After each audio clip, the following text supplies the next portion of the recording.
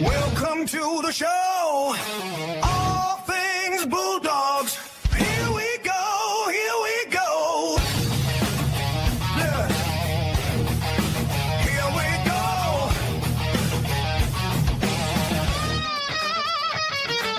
Blue and white pride. Bulldogs for life. Dogfather here. Yes, by my side.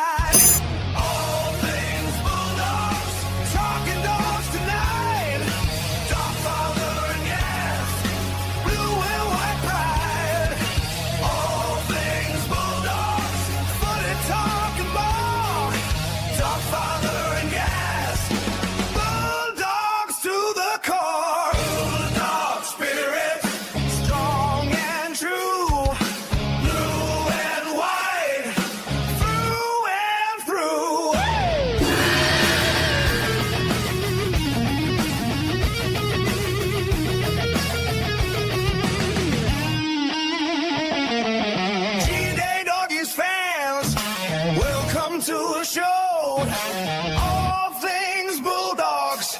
Here we go, here we go. Hey, here we go. Hey,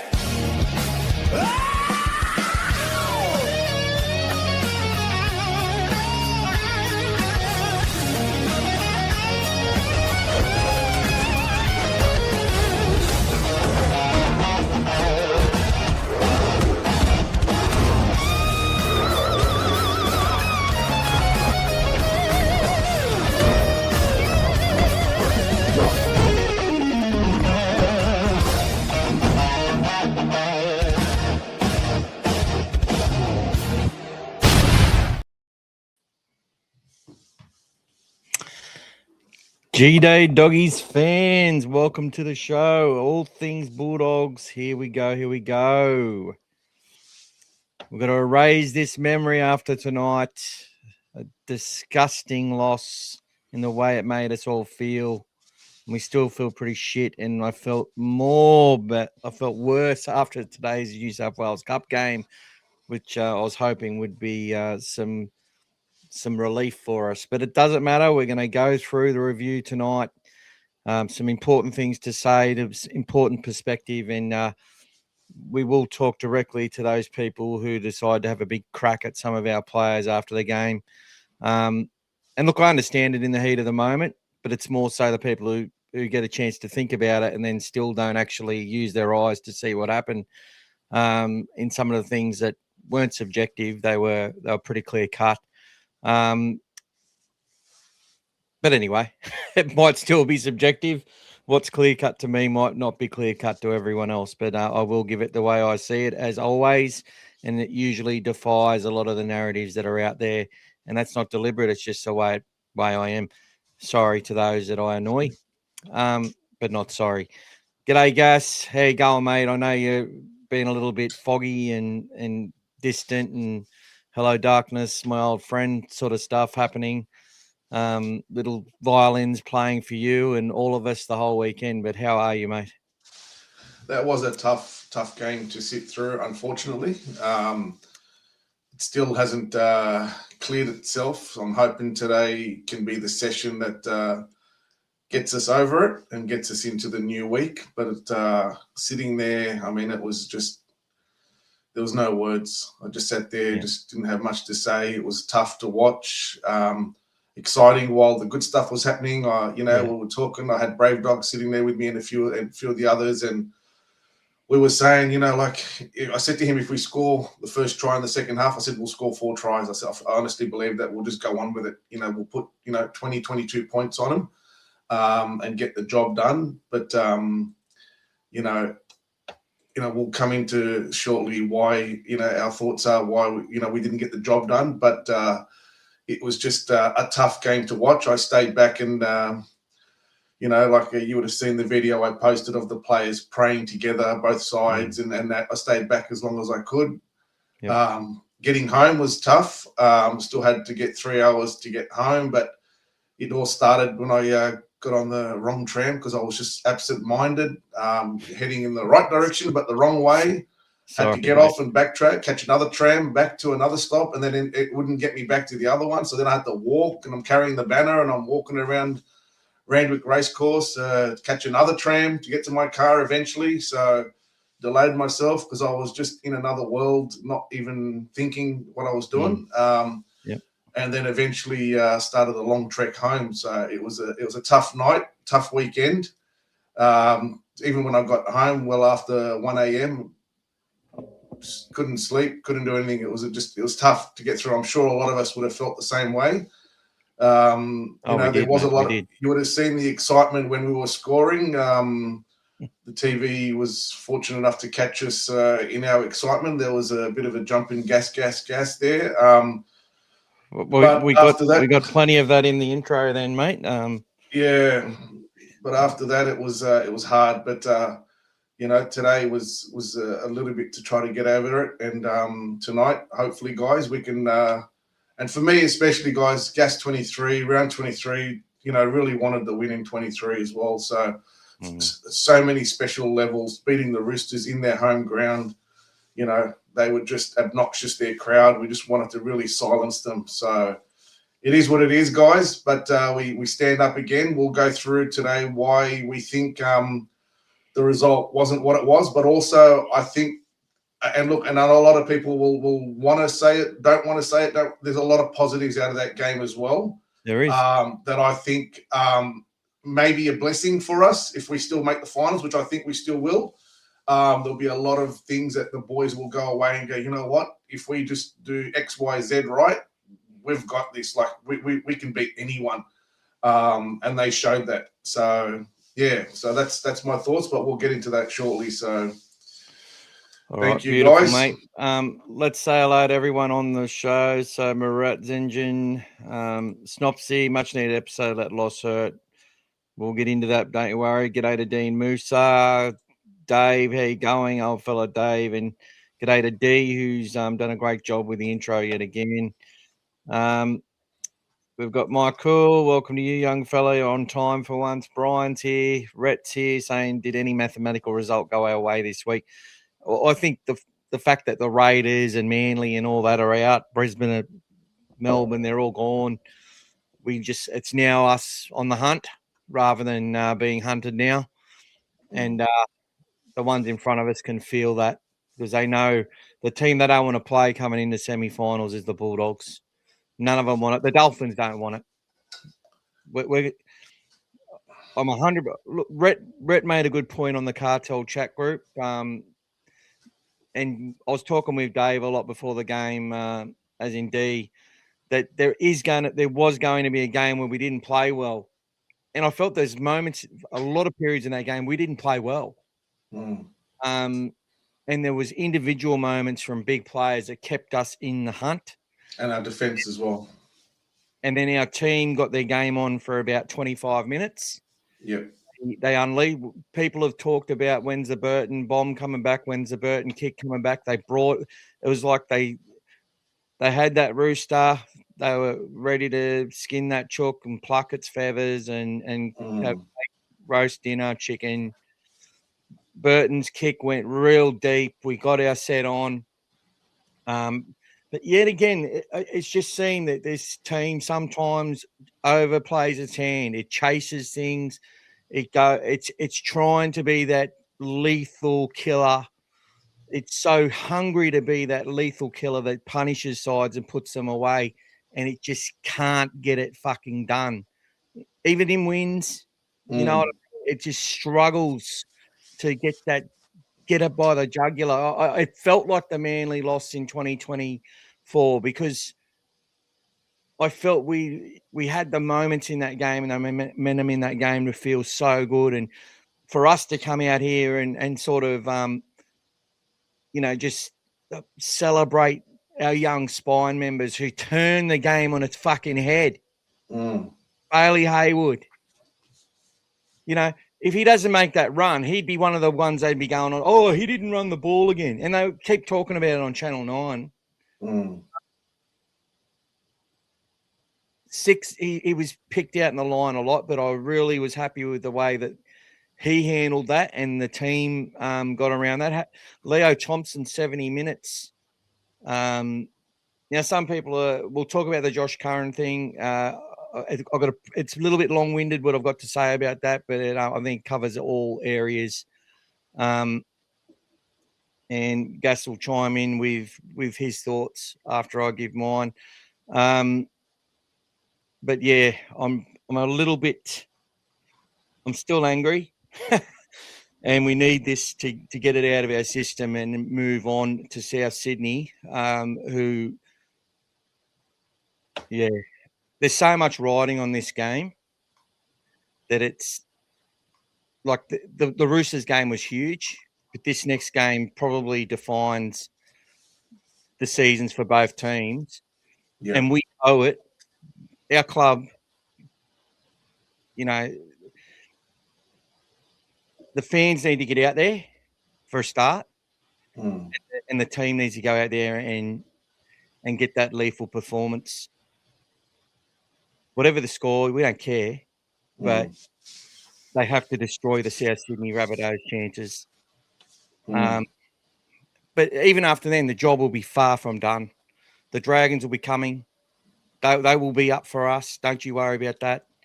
They showed today that no game is safe for anyone. They showed that today. Like no game, even for the people looking at the draw going, Cowboys have got an easy draw. I said, no game is safe, guys. No. Rabbitohs yesterday, 28 points up, and they're thinking they're safe. And really, Parramatta should have won that game, really. They should have won. They still had time. They had the possession. They should have, they were coming all over the top. There's still games there, for teams, 24-0 Brisbane. That's not safe. Like nobody's safe anymore. It doesn't matter who you are. There's nothing that's guaranteed anymore in any game. And that showed this weekend. Even with us, we played, honestly, we were safe. 66%, I think it was our possession, guys. 66%. You don't win games with 66. I don't care what anyone does, and we still nearly snatched that game. So that shows you that no game is safe from here to the end of the year, and we're still in it up to our necks. Contrary to what you're reading from a lot of sites, and thankfully it's not from All Things Bulldogs sites, contrary to what you're reading about how, bad they were or how every single man and his dog should be sacked and dropped because there's just, viable replacements waiting to come in. People are going on about Jethro. Jethro was our hero the last 2 weeks. Yes, he had an ordinary first half against Canberra, but he stood up and he still was having a go this game, guys. He's still getting up there going for the bombs. They were just, the only thing was we outdid ourselves because we knew that Marky Mark was a target. So they outdid themselves going for that, and we did. We ended up making him nothing. He didn't do anything, Marky Mark. He didn't do anything. It was more on, they scored there on the other side with Smith. But we had to negate that, and that was what they were doing. They were going hard to make sure we were taking that out of his hand. And that was the strategy. They just didn't execute as much as we could have because it was such a tough contest. You know what I mean? So, people want to throw the bus and under the bus and do whatever to these players. Guys, wake up to yourselves. Without Tracy doing what he's done all year, without Jethro we wouldn't be in this position to even be fighting for the finals. 100%. All of a sudden, let's just get rid of these guys. Come on, guys, wake up. Who's ready to jump in? Who do we have sitting? We don't have the depth of other teams. We don't have that luxury, guys. We've got these guys that are delivering for us. Yes, they have a few bad moments. Walker puts a kick in that he's shaped across his body to bring back into no man's land. 3 people coming for it. Yes, it's right in the middle. It was really no one's. Stop there. So, anyway. It's all right, mate. I just want to make a point to look, it's all right for people to think these things and to be like, oh, Jethro's had a shocker, or Tracy should have caught that ball, or Salmon's dropped the football, and that's fine. But it's when you go publicly and label them as, if this kid gets picked again, I'm done, or we should sack the coach and all that sort of shit. This kind of Tracy narrative. You got one bloke defending Tracy because he was going to help Jethro, and then look, we're going to go to that play. I'm not going to show it on repeat, but I urge you to go and watch that Just that play, the kick, the whole thing. Think about what happened in the game. Think about the whole thing. And it's quite good. And then try to actually tell me and explain to me how Connor Tracy was ever going to get to that ball safely. Did you want him diving for the ball? Did you literally want him to be diving for the ball and giving possession away again? If anything, Jacob Curran is probably the man that needed to be pushing across based on those situations. He was looking a bit fatigued too. And I think he sort of thought, oh, Curran has got it. I mean, he thought Lockie's got this. And he was sort of shaping up to take the next hit up. Tracy sort of seen Lockie coming and thought, well, Lockie's actually the closest. It still would have been a very difficult take for Lachlan to take. It would have been just as hard for any of them to get there. In the end, that kick was a deliberate kick. I called it a shank. That's Sam Walker just puts it up. He kicked it hard. He kicked it across his body. It's the shape of a rugby league ball. Their players are running and chasing. I think they knew that ball was coming and that there was going to be chaos. They had kicked to that right edge of Jeffro the whole game. Now, people are saying he lost us the game. A lot of those were contested possessions and weren't just easy takes. It's because he drops that first one, which was an easy take, that goes a meter backwards and gets called a knock on. Look, in days gone by, I understand if you drop balls like that, they just called them knock ons. But we know they don't do that now.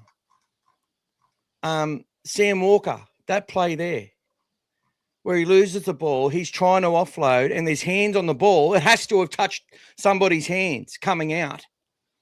How can you rule that in their favour? How can you? I look at it and go, oh, yeah, well, he is travelling backwards. But it doesn't matter. And it seems like in the last 2 weeks, they're actually starting to do that now, where it just used to be, it's like if you go to tackle someone on an edge and they knock the ball on as you make contact, they just say that they were trying to pass it and it's a knock on against the defending team's winger. They just say that all the time now, right?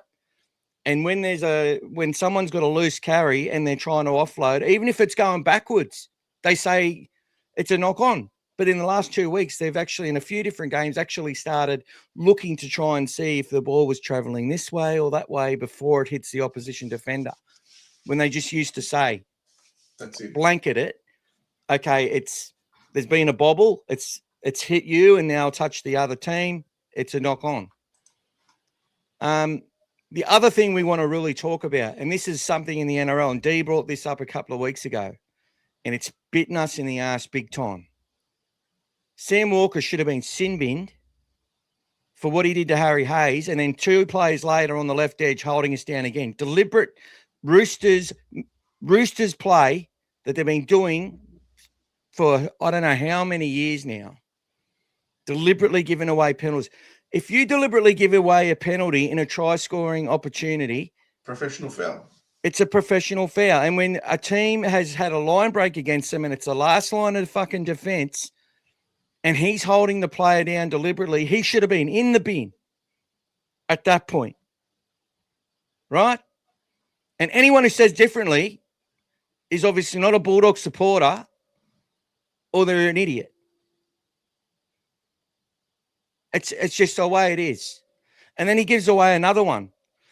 We watched Jared Sutton give away six against to us against the Raiders off first tackle deliberate. We saw him allow Melbourne to do that to us in the ruck non-stop. Now, Atkins, I actually had no real issue with the way he managed the game. As far as the flow of it for both sides, I felt that the Roosters were smarter than us out of yardage. They used Nafahu White on the 4th tackle once our line was had used fatigue in its first 3 goes. He then ran with power. And then they waited until there was sets where they would use him earlier or sometimes twice. Right? We had Thompson and King taking early hit-ups as usual. And they did a pretty good job. I felt King was really good on his first stint. in spite of what was going on.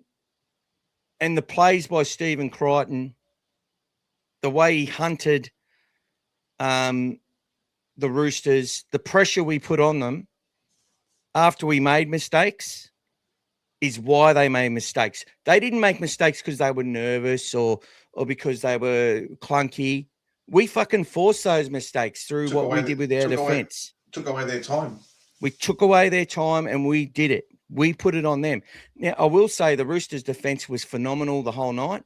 It knew that we'd been running wider, especially out of yardage and stuff. It knew that we were going to try and go left. And I feel that we probably went left a little bit too much. The edge defenders, Wong and Feketi and Toya especially, were phenomenal in the way they defended our team and cut down our time. In saying that, we still made 5 line breaks to their 3. So what does that friggin' tell you? Right? They just didn't make uncharacteristic errors. We made some uncharacteristic errors. Galvin hasn't hardly made errors like that all year. He's made about 3 or 4 in a whole season, which is stuff all with the amount of possession that kid gets. Salmon, a drop early, has a look. Critter. Critter has that ball where they had that breakdown in communication, which we just knew because Galvin was carrying on a little bit afterwards and Kiki had to calm him down. I'm sure if they wanted to, they could go and look at the whole passage and just write a whole fucking novel about how Galvin and Critter hate each other. You know, let's do that. Go on. Let's do another flip-flop, you flip-flops. And then we've got the other situation where, how was I going to say it? Yeah. I've forgotten now. But I'm just so pissed off. You had 2 head highs, and Ari Tuala doesn't hit him high. He hits him under the ball, and the fella's own hands carrying the footy got himself in the face. It did. Look, I can understand the penalty, right? Because it all happened so quickly. But I went back and checked it all. No one else is gonna. From what I could see, it wasn't a high tackle, which is why Ari Tuala was protesting so violently against it. And Bailey Hayward's running back, and his knee accidentally collides with old mate's head, and he gets a penalty and stays down. Was that Feketi? I can't remember who it was. But it was no high tackle. We got penalised. And Critter ran up to him and tried to tell him. 2 sets of 6. Jethro's goes back 1.5 meters. There was another 2 from Jethro. One was definitely back, and then there was another one. There was also that moment where Curran, it looked like he was about to get the ball, and the ball bounced away from him. And he didn't touch the ball, and they've given it to him as 6 again. Yes. They scored after that. They then score off a disruptor, a push in the back, someone with only one hand up in the fucking air. They made it clear you had to put 2 hands up in the air and compete for the ball. Push Birdo. That's a disruptor. That's been a disruptor all year. All year. That's the game there. And people want to sit there and blame Connor Tracy, and then you get all the people who have gone quiet for the last few weeks. I'll name some people. Don Marsh on Facebook. If he's in your Facebook group, kick him out. It's not about just having an articulate opinion that we're against. People who are in these groups who take advantage of your anger and your being pissed off at what you're seeing and your expectations, and they go out there after every loss. He told us back in 2022, this is how long this guy's been going on about shit for, since the 2018, 2019. So he's on Susie's and Margaret's group on Facebook, John Andropoulos or John Mangos. They have this fella on there. Why? After that type of loss, what's he do? He goes out there and says, "Oh, we're done. They're shit. Serrado, this is all on Serrado. It's all his fault." Then the other thing, because we lost, and I say this to anyone, there's even a post in All Things Bulldogs. Now, I left it up there because I did feel sorry for Josh Curran. But guess what? In hindsight, it was the right decision. Josh Curran has scored 5 tries off the edge. He's a rung below Kikau and Preston, and on some days he's better. Okay? But let's be fair. He's on the 500 grand. Something has to give. You got to let go. You can't keep them all. You got to have money. You got to save some money, bring the juniors through. You got to pay Preston more money. You got to pay Critter more money. You know, that's what gives. So a guy who's come to our club, who loves our club, who's got a lot of mates, who's an Indigenous advocate, who does a great job in the community, has been in sensational form. People said before they went to Vegas that he checked out because he was looking away on one of the team photos like he didn't want to be there. Maybe he didn't want to be there that night. Maybe that was at Luna Park at launch night. Yeah. At launch night, yeah. Maybe his uncle was sick, and maybe someone in his family's got cancer. Maybe his missus did something to him. You don't know. It's a photo. It's a fucking photo. Some of the point of what it was taken. Most of us have our eyes closed in photos. Does it mean we're sleeping? Oh my God. And then he gets his ribs nearly crushed. Well, he literally got his ribs crushed, and he's coming back from that early to help the team. Gets moved to centre, drops some balls. Oh, he's checked out. We need to get rid of him. And now everyone's saying that the coach is wrong because he deserved to play. And he should have been there instead of Turpin and Salmon. Like Bailey Hayward had to have a rest. He could hardly move. I went back and watched it again. He was absolutely out on his feet. He had to tackle Nafahu White 30 times or 20 times. And he did an amazing job, Bailey. An amazing job. We should have been celebrating that kid. Turpin, they had to bring Turpin on. Now, the only thing I could have seen potentially, and we lost Silatili Tupanua after 5 minutes. When Harry Hayes went on, Hayes, who I've got pictures up on Curran. Yeah, that's what killed Curran, the 5 minutes there. Well, that killed him. That killed him off. That's it. It forced us to do other stuff. So we had to change our whole tact. They were giving Kikau a rest because he's still obviously a little bit behind because he's had that break. They had to use Man in that lock role. Salmon did a lot of work early, and he played really well, Kurt Mann. But he was spent after that. You know, he worked his ass off. You know, we sit there on All Things Bulldogs here. We sit there and watch how they use the players and stuff like that, and you know their limitations, and you can see. It's just clear to see what their strengths and weaknesses are, and when they're done. Now, Josh, in my opinion, before the game, I'm like, well, Josh should come on before Harry because Harry's got his ear cut. And when Harry comes on, I'm like, oh, I think this isn't the right decision because Josh is now going to be either the 4th pick or miss out if something goes wrong. Right? After watching Harry Hayes play, vindicated, validated. Right call, yes. Who's here till 2029, people? Harry Hayes. Who needs to play high pressure games and through adversity more in our team? Harry Hayes does. Who has been trusted? Who's been the guy in the picture? Now, Curran's a very similar player. When there's a break and stuff, he's the one chasing back. He's in the picture, no matter, even if he's having a bad game. And for those that are not sure, I see a few comments there. Curran's partner came out and spoke something about the fact that, you know, we used him to advocate all of the Indigenous. He led the team out and everything, yet we didn't even play him for 1 minute. That's where all of this is coming from, guys. It was his partner that spoke up, and now everyone's jumped on the back of that as well. Just so you know, if you weren't aware of it, that's all. I'll actually read out the quote. There you go. Just got to find it. So she said, it's crazy using Curran. This is his girlfriend's words. It's crazy using Curran for clout for Indigenous around and not giving him 1 minute on the field when he's been one of our best the last month. That makes sense. Family club, ... And she shared a screenshot of this comment to her Instagram story, appearing to endorse the sentiment before also commenting pre-Charney. So her auntie wrote it, or the auntie wrote it, and she shared it. Okay, so she didn't actually say it, but she shared it and backed it. If sentiment is part of this game, well, I'm sure if we give him, just say we gave it to Curran, and Curran makes a mistake, people would have been seeing it a different way. Everyone's just hurt from the loss, right?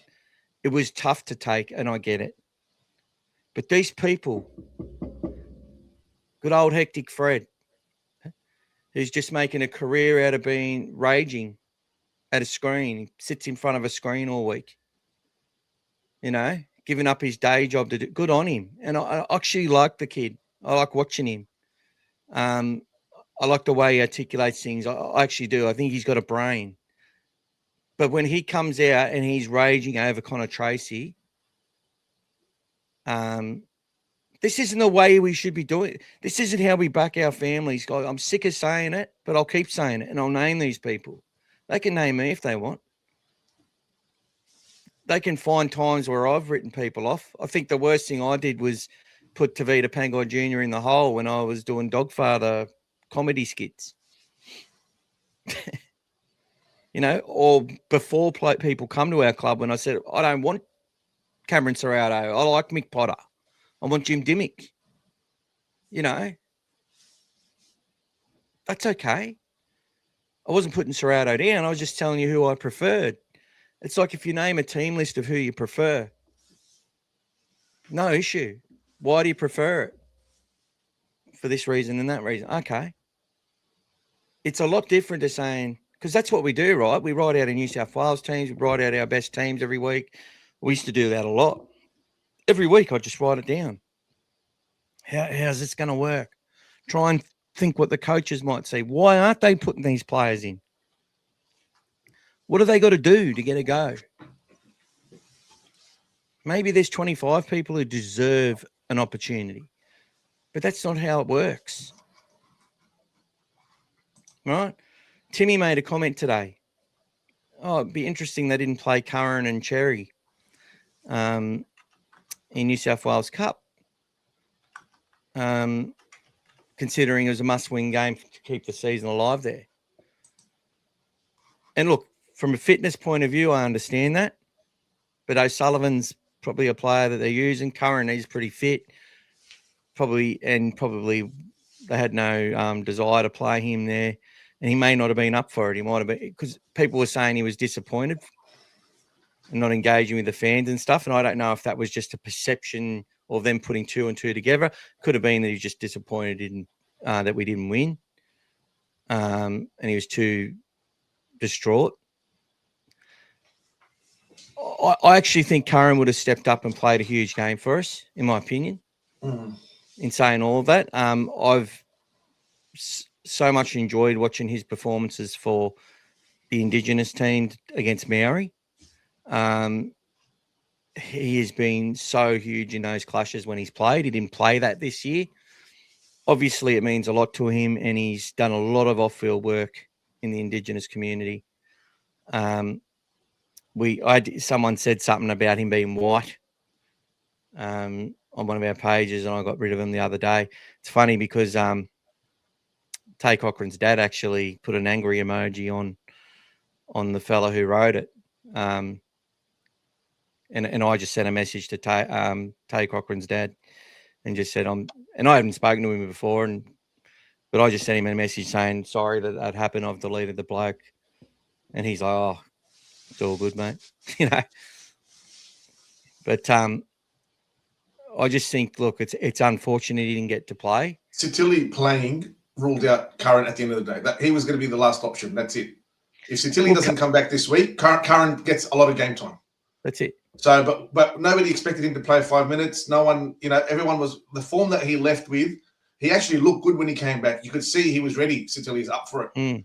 It was a shame because I don't know if I said it last week, but I alluded to the fact that when he has one hamstring, he usually does two. And he did it last year as well. When he does one, he does two. And it's just a shame that he did it so early, so fast. But his game coming back in, and he's a long-term player for us. He's there for a few more years. His problem caused Curran's issue. But because his form was better than Curran's before he went off, before he was gone. Well, And he's the our way that best he player. trained the way he trained the other day, they saw that. They were all fearful of him, the way that he was running on Wednesday night at training. He was killing them. They were worried about him. So, and Ciraldo even alluded to that. So that was the end call where Curran had the free reign for the last few weeks because he wasn't there, even with Preston and Kikau back. But now that Sitili came back, it put him as the potential alternate that wouldn't play. And just the way that it panned out, that's what happened. You know what I mean? Like Michael said, Hayward was doing these amazing, if you see it at the game, guys, one-on-one tackles on the front rowers, cutting them down from their legs. You know, last guy up, you know, they were tackled, they were up, and he was the last guy up. He was busted, guys. He did so much that game. You know what I mean?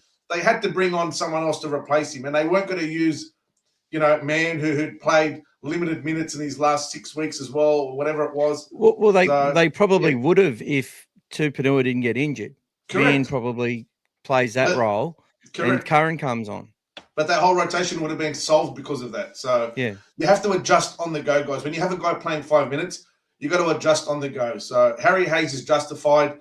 Everything else was right. At the end of the day, there was no, even if you brought him on for the last 8 minutes, let's say, instead of Turpin, does that mean that that's it? Is it all quiet now? You played him for the 8 minutes? So I don't get the problem. So no. And if we win, nobody says a fucking thing. Exactly. All right? Even if Tracy... Look, Jeffro competed. I'll go back to that kick. If you still think that Tracy, it was his ball, yeah, we heard Turbo say it was a hard thing to call, but the fullback probably is the leading voice there in those situations, and he has to make it his own. He's not getting to that ball. If you watch the velocity of it, the speed it's coming down, it's going like this.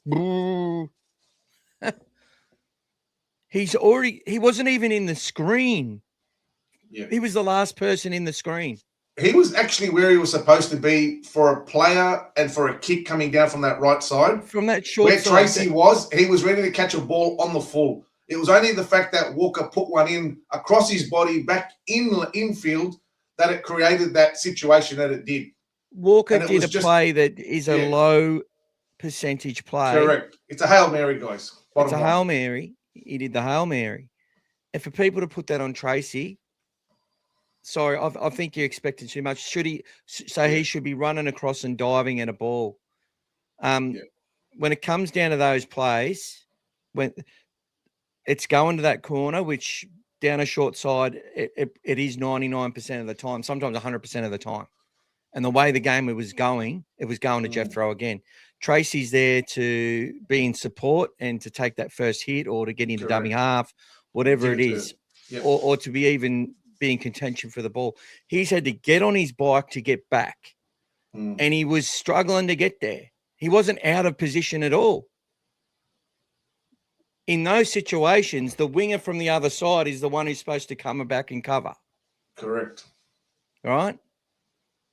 And there's some stuff on the internet about that. But even if you look at Tracy and you look at Carraz and you look at Galvin, even if they all did slightly hesitate, yes.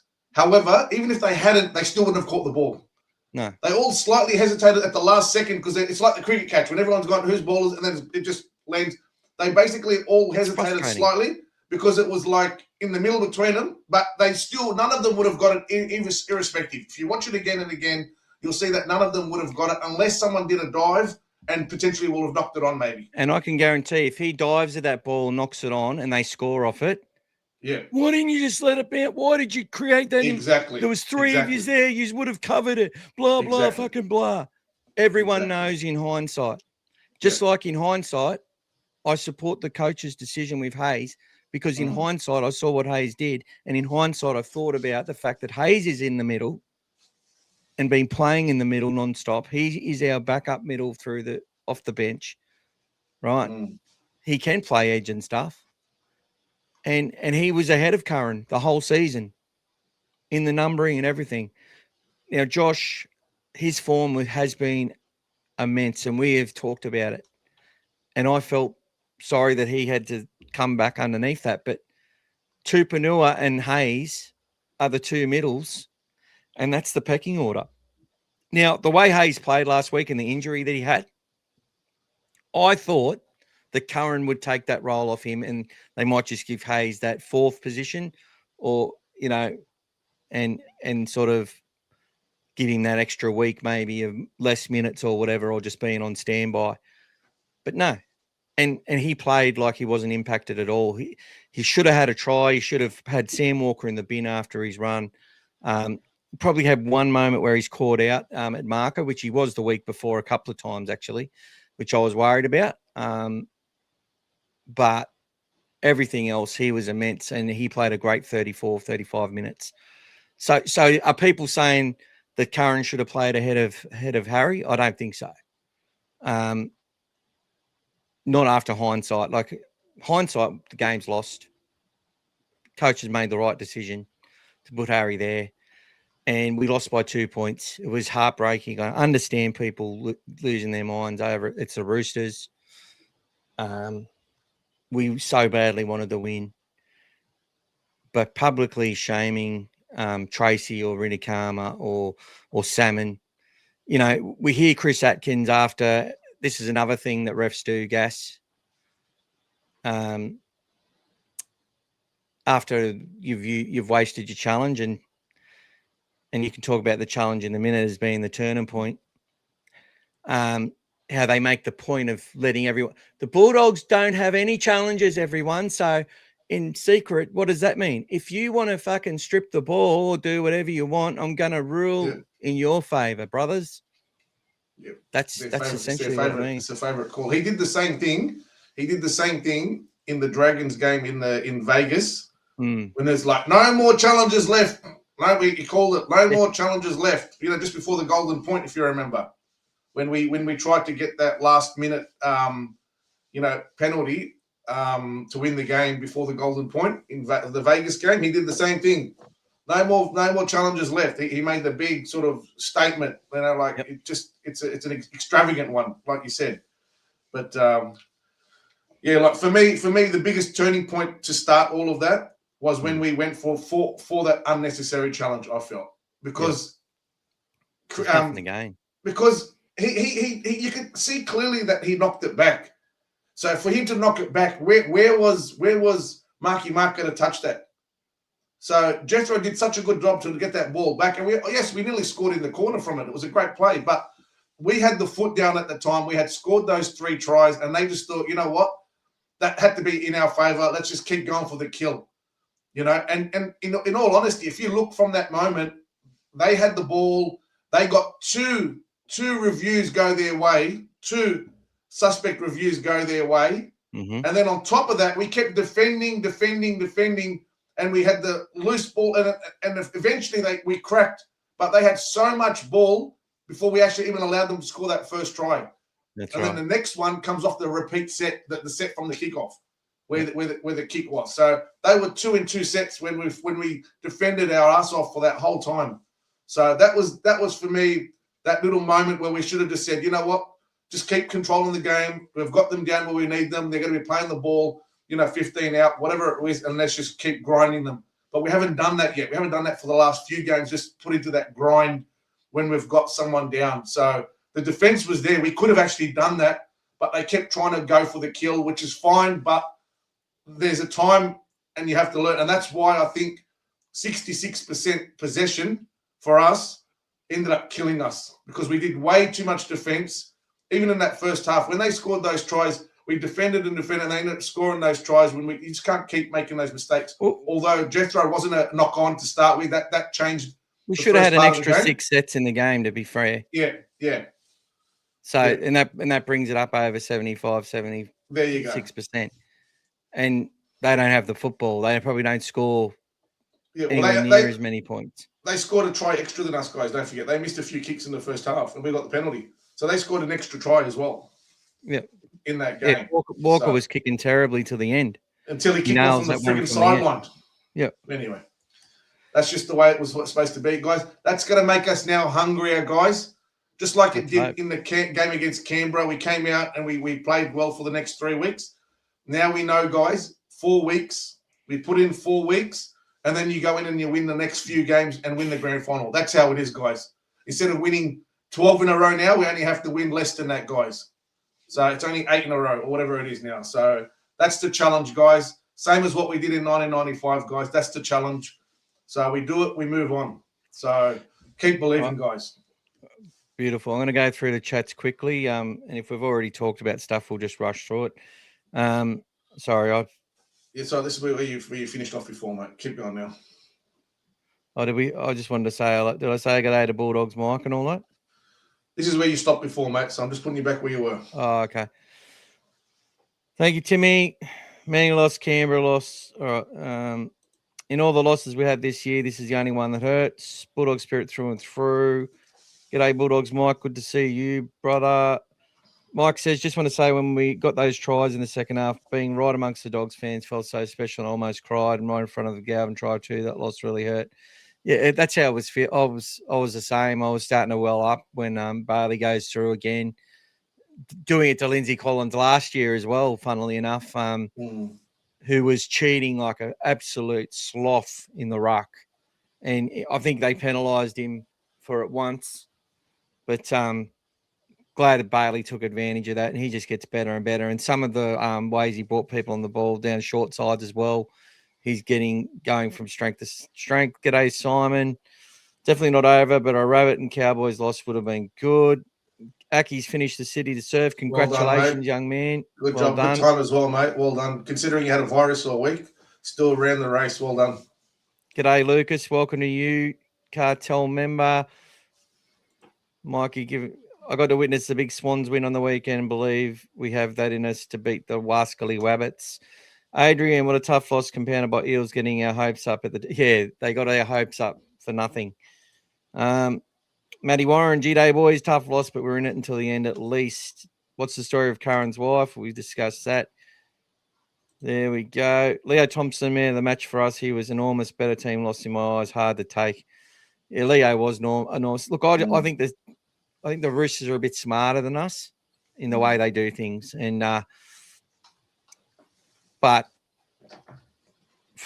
that's what's so positive in my feelings about our team is that there is so much room for potential, but we're running out of chances to take advantage of it. G'day, Bulldogs. Zay, how you doing? We're good, mate. So tough, says Snopsy. Feel your gas, says Rhett. They all feel for you, mate. G'day, Rodders. Good to see you. Rodders is up there with Champion Mike. He's got a really good TikTok page, I'm pretty sure, on Instagram. Does a real good wrap of all the Bulldogs moments. Just gets all the footage together. So make sure you get on there and a real supportive supporter. You know, he'll have his criticisms too, I'm sure, but he doesn't go out there and bag our players. He just gets on with business, supporting the team. And one of the best Bulldog supporters in our squad. So good to see you here, brother. Ryan, got a feel for Tilly. I had a bad feeling before the game. Well, look, in his honour, I've got his shirt on today, guys. I did get a message from the guy who created this Bulldogs logo. Not too happy that it was being used, but just ignore it, mate. Yeah, we'll see what happens. I understand, like, these graphic designers get paid hundreds of thousands of dollars to do things, and AI is doing their work in seconds. It's must be hard for them. At the end of the day, the players aren't able to receive any benefit from it, even if they did it themselves. So if you're happy to do it and you're not there to make a profit out of it, you're just offering a service. People want to wear a shirt with Curran or with, you know, whoever cute critter on there. That's fine. But if these guys aren't allowed to benefit from it, you're not taking anything away from them. If the Bulldogs can't do it and won't do it, then and the NRL, then there's a lot of people out there doing it. So I don't know where they're starting, you know, with yourself or anyone else. So I wouldn't worry about it, man. Unless it comes from the Bulldogs, I'd just keep doing what you're doing. Well, look, in their honour, I did remove I removed the Bulldog off the shirt these I remove them off the sleeve, which is probably people would prefer anyway. It's a bit busy, but yeah. But anyway, I Maybe just just put. I don't Just like upsetting people. put the player's number on the side, mate, instead of the logo if you want. That's it. Yeah, starting to do all that. But yeah, we That's just want it. to celebrate the players, and it's not stopping people from buying merch from the club. Like No, it's that's just our almost just first as option. expensive. It's always Yeah. our first option anyway, so that everyone knows. The official merch is always our first option. If everybody wants something extra to, for their needs, then by all means, if you find something else out there, then go for it. You know what I mean? That's it. If that's what you like, then go for it. So, Well, yeah, it's not like you got the old grannies knitting things, selling them at markets. You've got yep, who live off that stuff. You got people yeah, doing the flags, mm-hmm. who are just printing them and whatever else. Like then you got all the little shops in overseas, in Indonesia and Bali and Everywhere, Vietnam and everywhere absolutely. else. You get a 5XL and it wouldn't even fit your pet, your little pet teddy bear. That's it. It still looks good because it's got a bulldog on it. We had a call on Friday and hope we beat those rabbits. G'day, Mario. And g'day to USMK 1390. Tell you what, Broden Cons was huge today, as was Kaywan Patterson. Patterson, yep.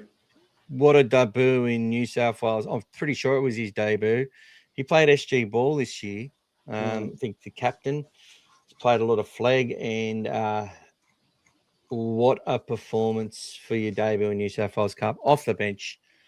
So he wasn't there when the heat of the battle was on at the start, but he helped turn the game for us, that kid, and we nearly got the win. But season's not over because there's a lot to play for those players. But finals is pretty. Look, they could still mathematically make it, but it's very unlikely. That means don't look at it, guys.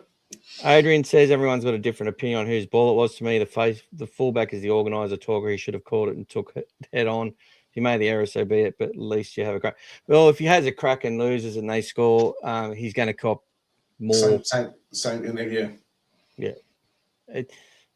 To me, he was never getting there. And it was just the kick. And that's why Sam Walker is going to be on $1 million, because he is a player who will produce results out of things like that. Alfie Langer playing soccer through teams. He had spiders on him, was the thing. They beat us with luck, guys. That's it. And they got the luck. They got the call. They beat us with the luck. That's it. We got that last call, that last one up that they gave in our favour, I thought was probably one that was the 50-50 they could have got. Like it wasn't clear cut in my opinion. But we got that, but the game was gone. There was a minute left. Don't know why that loss hurts the most this year. It does. Heartbreak. We had the lead. That's why. Most of the other games we haven't led when we've lost. That's why. G'day, Knox Corvus. We won't lose another game before the semis. Go. Good. That's it, Tony. Awesome to see you on the big screen, Gas. And we got to beat Souths. Just want to say the amount of crap that the players have gotten since the game, especially to Jeffro, has been disgusting and very disappointing. Yeah, I know, mate. Yeah. Guys, mentioned I'd say, please, for the love of God, Birdo to attempt sideline conversions. Critter hasn't got legs to make distance. Burton does. Yeah, he's struggled. He's been a bit wobbly, and I think it's in his head a little bit too, Critter. Burton just hits him so sweet. He has some of the best misses I've seen. Just with the confidence of the way that ball just travels. A little bit like Zach Lomax as well. Like he just hits the ball so sweetly, but misses a lot. But Birdo and Critter are very similar sort of stats. But we saw in that game where Birdo just got him from everywhere when Critter wasn't there. I think it was against West. Yeah. He's hitting them well. I'm disappointed we lost the game. However, a loss is a lesson. Up the berries, lads. That's it, brother. Tracy should have called that kick from Sam Walker. It wouldn't have mattered if he did, and he probably did. He wasn't getting there. Watch it. He's come from the other side. Like it's all over. Going one way. The kick was kicked back against the grain. Dragons at Allianz are fodder, please, guys. Well, they could be, but I watch them play every week. They supposed to be fodder in Vegas too. if they play 80 minutes, they've got kids that are going to be generational players if they don't lose all their confidence. And they beat Cronulla today, who've been outstanding. So there's no easy game. But when I listen to Tony talk and on the chats and stuff, he very much treats the Bulldog, and this is what I love about some of our fans as well. Everything that they believe in is about, it's like the Bulldogs DNA is in the players every time they put the jersey on, and he sees it from a Bulldogs point of view. So we're going to smash the Dragons because history says that that's what we're going to do because we're Bulldogs. They're going to go out there and do these things. My issue is just been watching things so fucking closely and intently that I do see weaknesses in the side mentally. And that's why there continues to be evolutions in the squad. And that's why we don't have Reid Marnie.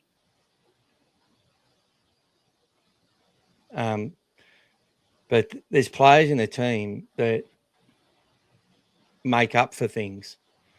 So I think they're getting it a lot closer. I think the squad's got a lot more steelness about it, and you can probably have more confidence in saying we're going to go out there and do this and we're going to go out there and do that. But one thing I won't do is what some of the other people do is like we have a loss, we're the worst team, write us off. Then we start win a couple of games. Oh, suddenly we should beat everyone and beat them by 40. You know, that's if you play in that game, and then every team Tuesday sitting there doing 20-second monologue of you just being silent, going, yeah, great supporter you are. Based on the last 10, 11 weeks, like Seraldo said, he's 100% right. We'd be in the top 4, guys. Like if you put a top 4 based on the last 10, 11, even 12 weeks, we'd be in the top 4. That's our form that we've had now. You know what I mean? It hasn't helped us the start of the year when we had all the injuries and everything else and our slow start and the changes to the rules and everything else. But we've adjusted to it. We've come back. So if you take away 2 of those losses now, that we're almost undefeated, guys. Like we've come back strong and hard. And it's not like we didn't have a team that's won its previous 6 games and won the last game by 82-12 on the ropes at their home ground, who are currently who with Isaiah getting injured are probably in prime position to get them on a premiership. Favourites now, yeah. If they beat Penrith this week, guys, it's game on. And what is it, $1 million? Yep. Oh, no, so the 100,000 still. Oh, it's still 100. Oh, whatever. Still 100,000. Yeah. The So JJ it's pretty Gillett funny. Shields. Yeah. Yeah. So they still have a lot to play for Mm. in that game. G'day, Pro 5 team. Oh, nice, mate. I love the watch along the Cup game today. Thanks, mate. Look, as I said, I'm always in 2 minds. There is a moral dilemma doing it. But I do feel that we are promoting Bar TV more than we're taking from it. And the fact that we pay for a few different subscriptions that are shared around, people have won that. There's another one we pay for. And there's also, we've got a fan here I won't mention who shares it with us as well. So it's wonderful. We love it. The fact is the average fan just isn't going to pay $20 a month for it. But for the people who love it and are invested in it and want to get more interested in it, seeing something like that and hearing about us talk about it might encourage them to say, you know what, I'm going to go and spend $20 a month on it because I want it to stay alive. And I don't think it'd be making too much money. I don't think it'd be running at a profit. It's more of a service. But it's all sports, guys. Anything that's there's so many sports there, so many levels. From Oztag to rugby league, there's so many different things that you'll find on there. It's not just rugby league. It's not just a rugby league platform. But, I mean, obviously, we all love rugby league, but there's so many other things on there where if you've got anyone playing at those levels, you'll be able to watch them anywhere you are, and you can come back and watch it, time and time again afterwards. It's awesome. So we're not doing this. What's everyone's opinion on the Roosters' first try? Was it a knock-on also their second try, did they take Burton out? They definitely took Burton out, Demetro, and g'day to you, dear. Knock on for the first try. Probably Jethro's. Probably she might be talking about Jethro not knocking it on or knocking it on. He didn't knock it on, no. Yeah. It's the haters, not us. That's right, brother. 100%. Knock on. No one even mentioned it or viewed it. I didn't say shocker. You did. Huh? Sorry, mate. It was an hour ago, 45 minutes ago, mate. Not sure what you were saying back then. These so-called supporters that call for heads are just F-wits, not real supporters. So sick of these turds bringing down our club. As well as some terrible calls. Birdo got pushed in the back. Walker should have been binned. Walker drops the ball to a guy that picked it up in front of him, which led to their comeback. 100%. Can we just try and swap between Curran and Tracy positions? Look, Tony, I don't think it's just not going to happen. So I'm not even going to explore it unless Tracy gets injured or just has an absolute, or just is carrying an injury and has an absolute shocker. He's playing well. He's playing well. Curran has had his moments in recent weeks too. Defensively, errors, forced passes. Strips. That's what I mean. Some people get a free pass, and he did well when he come in and played fullback that week. But he has actually been playing. He has been roaming a bit, like they've been looking for Jacob at different times. Tracy he came into the middle of the field to take his next run, and he ended up being the one trailing Hayward. I mean, that's why he was there up the middle of the field. Came to take a run from the middle of the field, the next hit up, and ended up just pushing up. Because I had a look to see where was Tracy, for that, because had normally the fullback's the one pushing up, and why was Curran there? Well, Curran was there for the next hit up, and he just kept running straight through, and two parts of the three amigos ended up, setting up that try. So he was on his tail. I just loved it. That was such a moment. Yeah, that's what I mean. Memories that's good. The old break from those. And the moments he had in that grand final, in that semi-final against Manly too, Curran, like the try scores on the left edge. He played left wing that day. It's the thing that people, when they're talking about, he should be on the left or the right. Well, he played left wing that day and did a really good job. But but you're right though about one thing at the moment is we're not going right enough. And we were there the other day. We actually sat behind the post, so we could second half be coming towards us. And we could see it clearly, like they just kept favouring, and they'd go to the left for like our left. They just kept going left all the time. We didn't set up down our right side. Tawala's in form. Curran is dangerous. Even though he scored 2 tries, he's dangerous. We're not giving that an option and then balancing up. They could do that a bit better, I think, at the moment, because you still got Galvin and Preston out there as well. And I know they're guarding against Preston, but we need to be stretching them sometimes out there as much as coming the other way. We can go both ways. We don't seem to kick enough on the right either. We don't really put any grubbers through on the right-hand side. We've started doing it again on the left, which has always been a strength of the teams. That kick from Critter that Jethro nearly gets to, like, God. That ball just popped off just too much to the side. If it just held up a little bit, he was there. He was there for it. He was there. The kick was good. It was just didn't want to pop up for him. Yeah. So all those little 50-50s, guys. Jethro gets that. Their one bounces the other way, and they don't get it. That's a different game. Even if we don't get that Jethro one, game could be different. So, we still were in the game, considering how poorly we played in a lot of areas. Yeah, and that's right. When Curran slid out, and they said he touched the ball, and he didn't even touch it, and he's telling them. That was another thing that went their way. So these are all things that shouldn't have happened. I'll get he was more upset about the fact that he actually tripped over, and he should have taken that. Probably, I know he had visions of taking it and going the length of the field, but he got more upset about the fact that he actually slipped over and in just trying to get to that ball. And I didn't actually see the replay, but I don't even know if there was any contact made on him, even when he was going towards it. I don't know if anyone can confirm that or not. I haven't brought myself to see the replay. Walker knock-on was an effort joke. Sayed Sam Walker's apparently not a loose carry, but next play Jeff Rose one was. Bunker and ref both atrocious officiating. G'day, Mike. Gee, that loss hurt the heart. Thanks, Mike. Give me a call on his way home the other night. We had a big chat and a big cry together on the phone. We move on to this monstrous game this week. Going to be hard to keep the emotions down this week. Very hard. Unfair that Walker wasn't binned on the Hayes line break. Ref blows 6 again and then proceeds to let them hold down the next couple of tackles for another set restart. Clear professional fouls. And that's the thing. Why aren't they being... It's not just our team they do this is happening to, by the way. Instead of them giving penalties and stuff and a professional foul, they're just giving a 6 again, and it's not helping the attacking team. It's not. It's not. G'day, Knox. Sue Young, exactly. Good on you, Sue.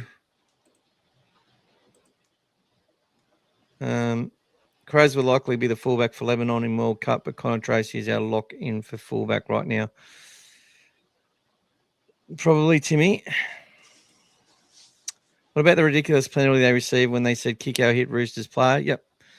So we said all these stuff. Kick out. There's 2 head highs that shouldn't have been called. All these result in extra sets for the opposition. Yep. Simon Wolford's on Fanatics said we were hard done by the Roosters not copying a sim in there. What about Simon Wolford on Fanatics? What? Like, I know I swear a little bit sometimes, but what a joke. Come on, mate. You got Darcy in. Oh, look, I'm not a... Trust me, I'm all right to swear and stuff, but it sounds like he just says the F word every second bloody... Every second effing bloody word. Video ref should be left in the try box. All calls in the field, ref and touches only. Andy, welcome to you, champion. Hi, boys. The Dogs played a strong second half. One more try would have won it, I reckon. Tough loss, but the boys were good in defence. I'm confident the boys will fire up next game. Adrian, watch that. Yeah, penalty for head hitting a knee, 1 foot off the ground. Unbelievable. The amount of crap Knox Corvus cops online just for being a Doggies fan is getting too much, and I only use YouTube. There you go. Well, one more try and we would have won for sure. Yes, that disruptor, oh my God. Sack that Dom guy, biggest flop. I don't do Facebook. I watched them for you, but does anyone else get massive amount of ads on lives? Yeah, I've got it on... if you're a premium member for YouTube, I think it's $15 a month or something. You don't have to have any ads, but the ads do help. They do pay for us. I'll probably do something for members only where I might do ad-free discussions or something, but it just keeps evolving what we can try and do for people to give a point of difference. But yeah, I appreciate you watching the ads, guys. And look, I bought a couple of things off the ads off YouTube, to be honest. I'll sit there, I'll sit there and watch it for the 20 minutes. Some of them go for 20 minutes, you know. The old Emma pills that help your stomach. Anyway, Curran got some mad tattoos. I don't know what we're talking about.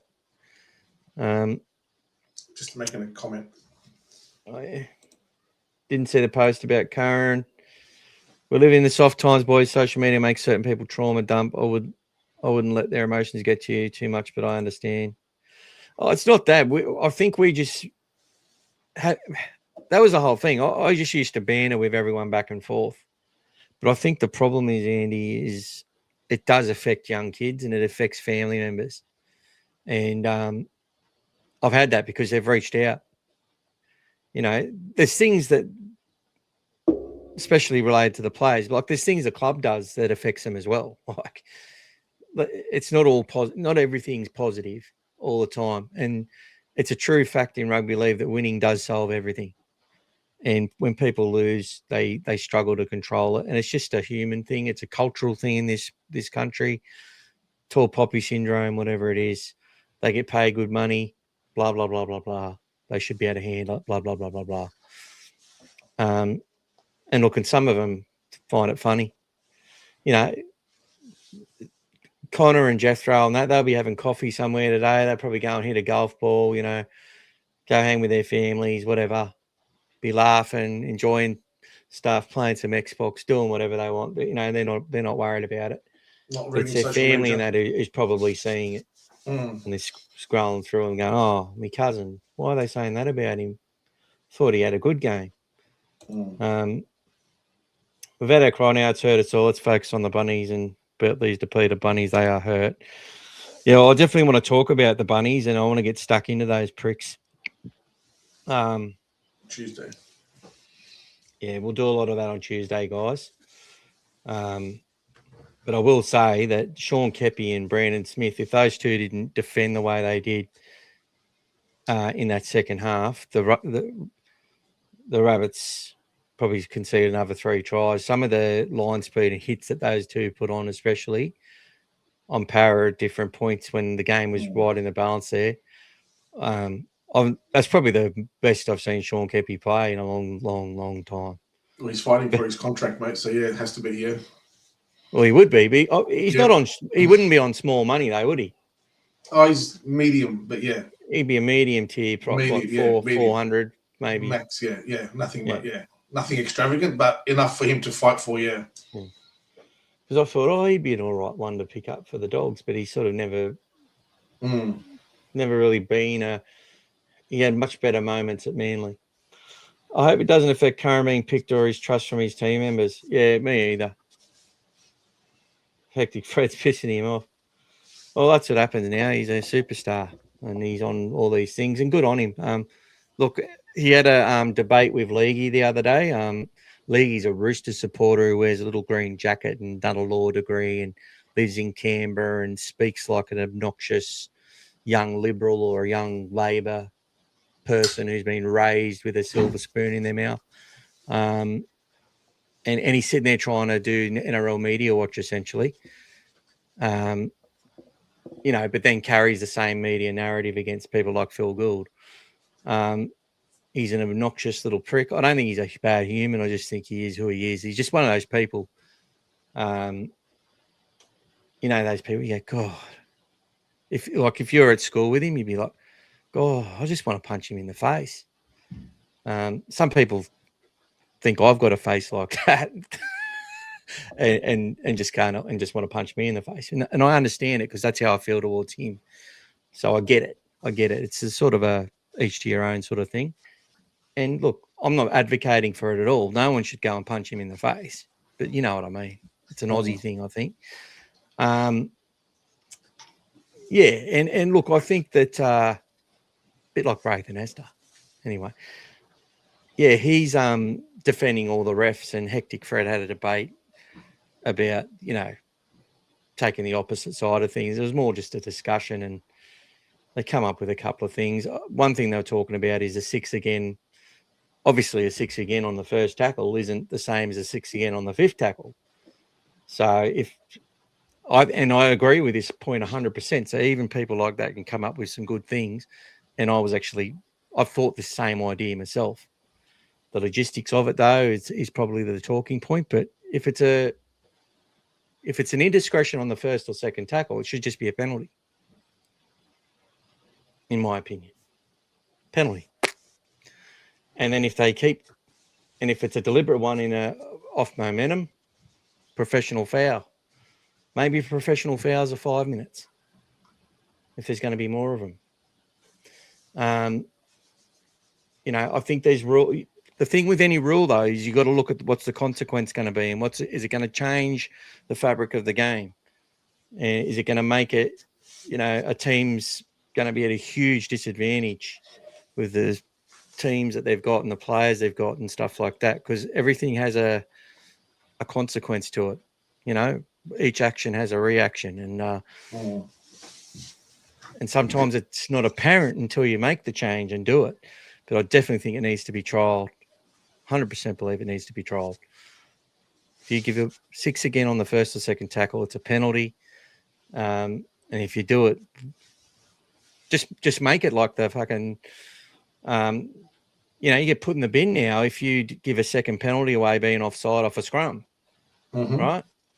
Just make it like that. Yep. Give a second one within 2 plays. Sin bin. That's it. You know what's happened now in those scrum plays? The teams sit there and hold their ground. I haven't seen too many sin bins happen for the second play. Yeah. And what we've actually seen teams do is actually give away deliberate penalties by not packing the scrum so that they don't have to deal with it. Mm. Matty, there are plenty of teams and 2 new ones coming in. These so-called fans should take off their whinging bullshit, them and F off. Very nice. And I somewhat agree, Matty. You're a great champion.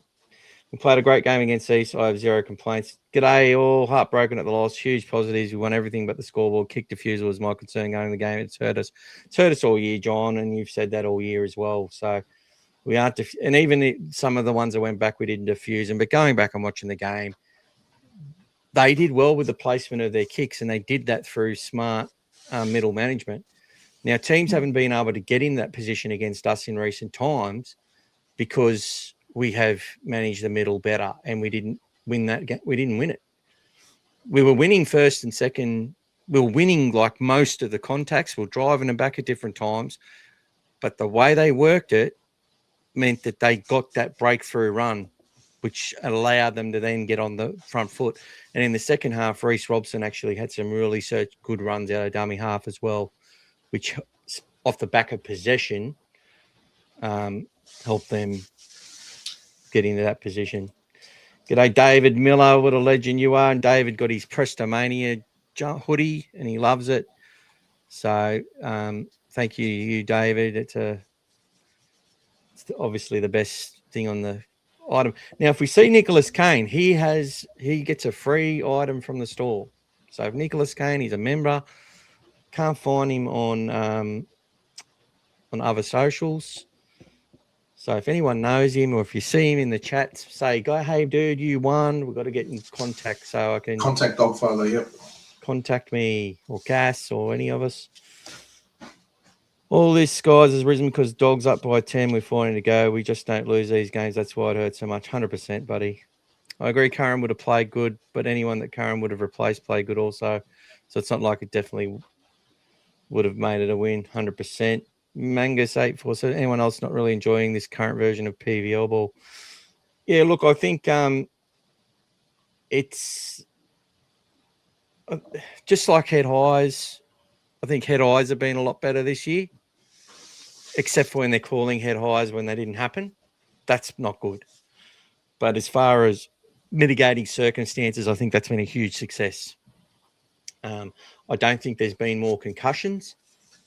I don't think there's been more suspensions or anything like that. I think they've got the mitigating circumstances thing right. I think there's a lot more sensible approach to hip drops. Now, if a player does get injured, they're going to suffer for a hip drop most of the time. But if there's no real injury and they're staying down, they're sort of just... Is that like Matt Duffy yesterday? Stayed down like he'd been shot and then jumped straight back up again when he didn't get the penalty. And then he was acting because old mate was calling him out. Exactly. Mr. I'm on, $5,000 a year, Duffy. That's it. That's all he is, guys. $5,000 contract. That's all he got. Is it? That's it. You don't know. He did. He got $5,000 contract. That's what he did. Because he got paid out. 15. No. It was $5,000 the contract just to sign him up because he got paid out from his team in the UK. So he goes, I've got the money. I just want a chance to play and prove myself, and then hopefully someone will pick me up if you guys don't pick me up. So let's talk about that. That's all he wanted to do. $5,000. David Fafita was valued at 1.1 million, and then come down to 950 or something on his extension. Yep. They've got him. Brendan Smith was on 800 at the Roosters. They got him. Mm-hmm. Matt Duffy. He's at least a minimum contract player in the NRL. He's at least 150 grand. They got him for 5. They got Jamie Humphries, who's probably on about 200. He's at worth at least 350, 400 in my opinion.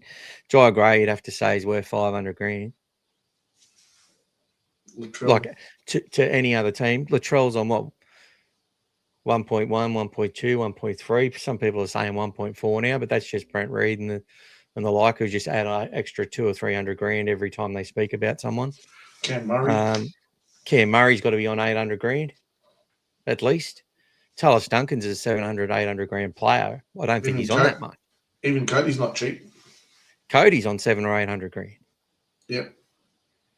And they just got Payne Haas for 1.3.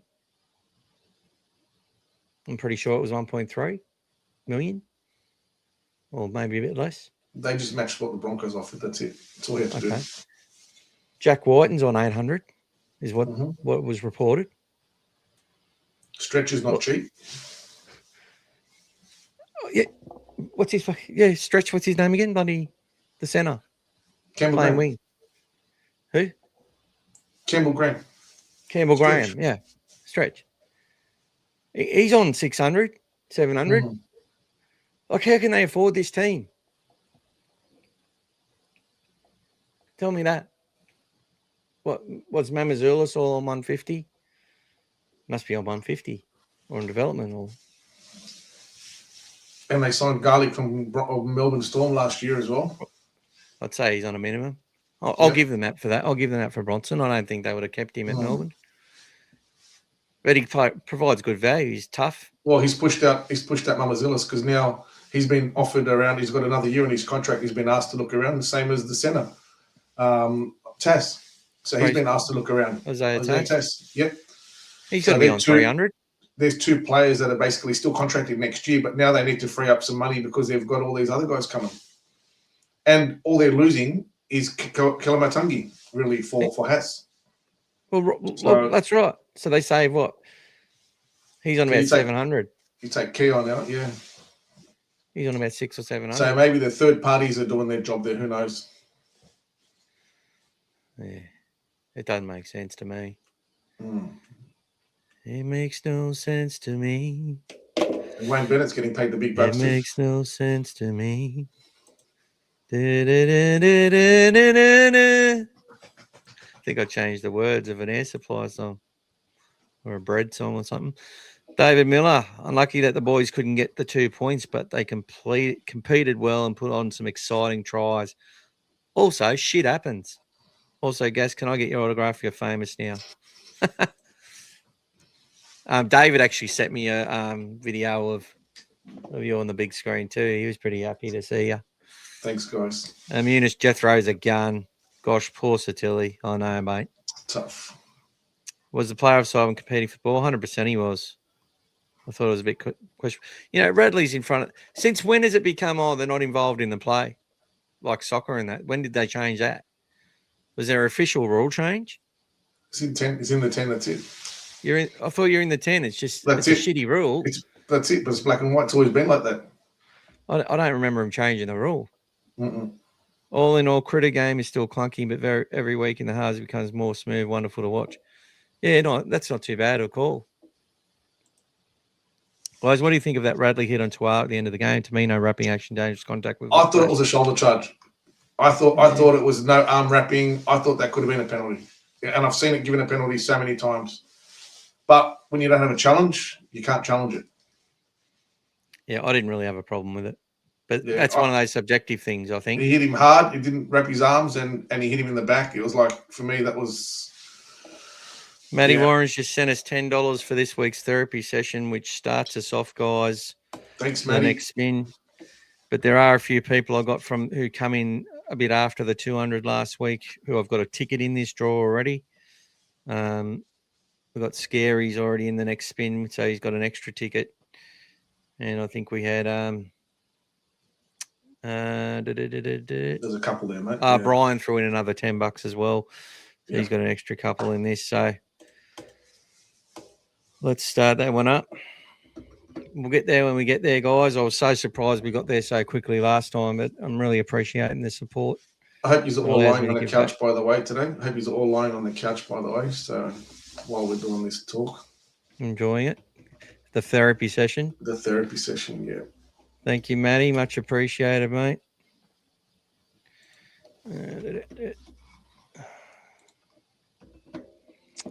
So we're 190 to go. So if you want to get in the draw, it's every $5 is a ticket, and every contribution from a member any member that is gets Mm. an additional ticket per contribution. No, that might not be fair to some. Some might pay less, some might pay more. But look, I don't think anyone cares because some of you put in way more than what things are worth, and I really appreciate it. And Sounds that's like why I'm here doing two things today. You know, and I love it. Don't get me wrong. This is my hobby. This is my love. This is my passion, and the community we've built is just amazing. it sounds like somebody will correct me. I'm not sure which country it was. I read about it recently, but you cop a fine, and the fine is dependent on your basically your income or your earnings rather than and your wealth rather than just fining them the same amount for everyone. So, and it's one of the European, maybe I'm not sure, but somebody will check it and let me know. But yeah. So all are in favour. Whatever you can afford, but guys, whatever you can afford. Everyone's level is different. Whatever you can afford. Some of you are young and don't even have a job and still at school, and others are career and professionals, and whatever you can afford. That's how it works. If you're at school, kids, just go and ask the parents how much can we donate. That's it. Is 300 enough, or should it be 400, Dad? Or Mum? Go back up. Yeah. Terrible calls at bad times led to mistakes, which is what cost us, not coaching decisions or any individual players. Very beautiful. It's a team game. Although we win together and lose together, no individual should ever be attacked. We ranked number 2 in defence in the last 6 rounds. Beautiful. Galeno, Roosters' last try, there was separation when the ball hit the ground from his hand, so it should have been no try. So it was a try. I said that. Look, I said that to Michael as well. I wasn't happy with the grounding. Wasn't happy with the grounding. I think on one angle you see that slight little separation, but I think, well, look, it's like the Critter thing last year, isn't it? In that semi-final against Melbourne, exactly. You got the separation, then Plants hammers it down with the one hand. That was disallowed. But this year they've allowed those tries, so it probably fits in with that. But he didn't regather it. That's the difference. And they allow those tries against us. Yeah, against us. That's the difference. Yeah. F the graphic designer. He got his check from the Bulldogs already. Yeah, that's it, Brian. Well, I actually said to him, I sent him a nice message, and I wasn't nasty. I was really nice to the guy, and I said, "Look, I understand AI is causing challenges, and I get the point of view. It's a moral dilemma, and I actually, I don't blame you for having that opinion.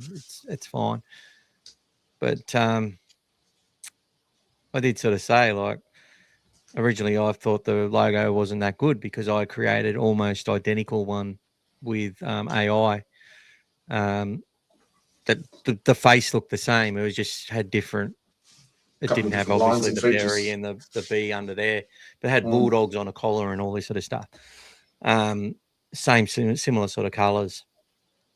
And yeah, I did that with AI and just 2 prompts.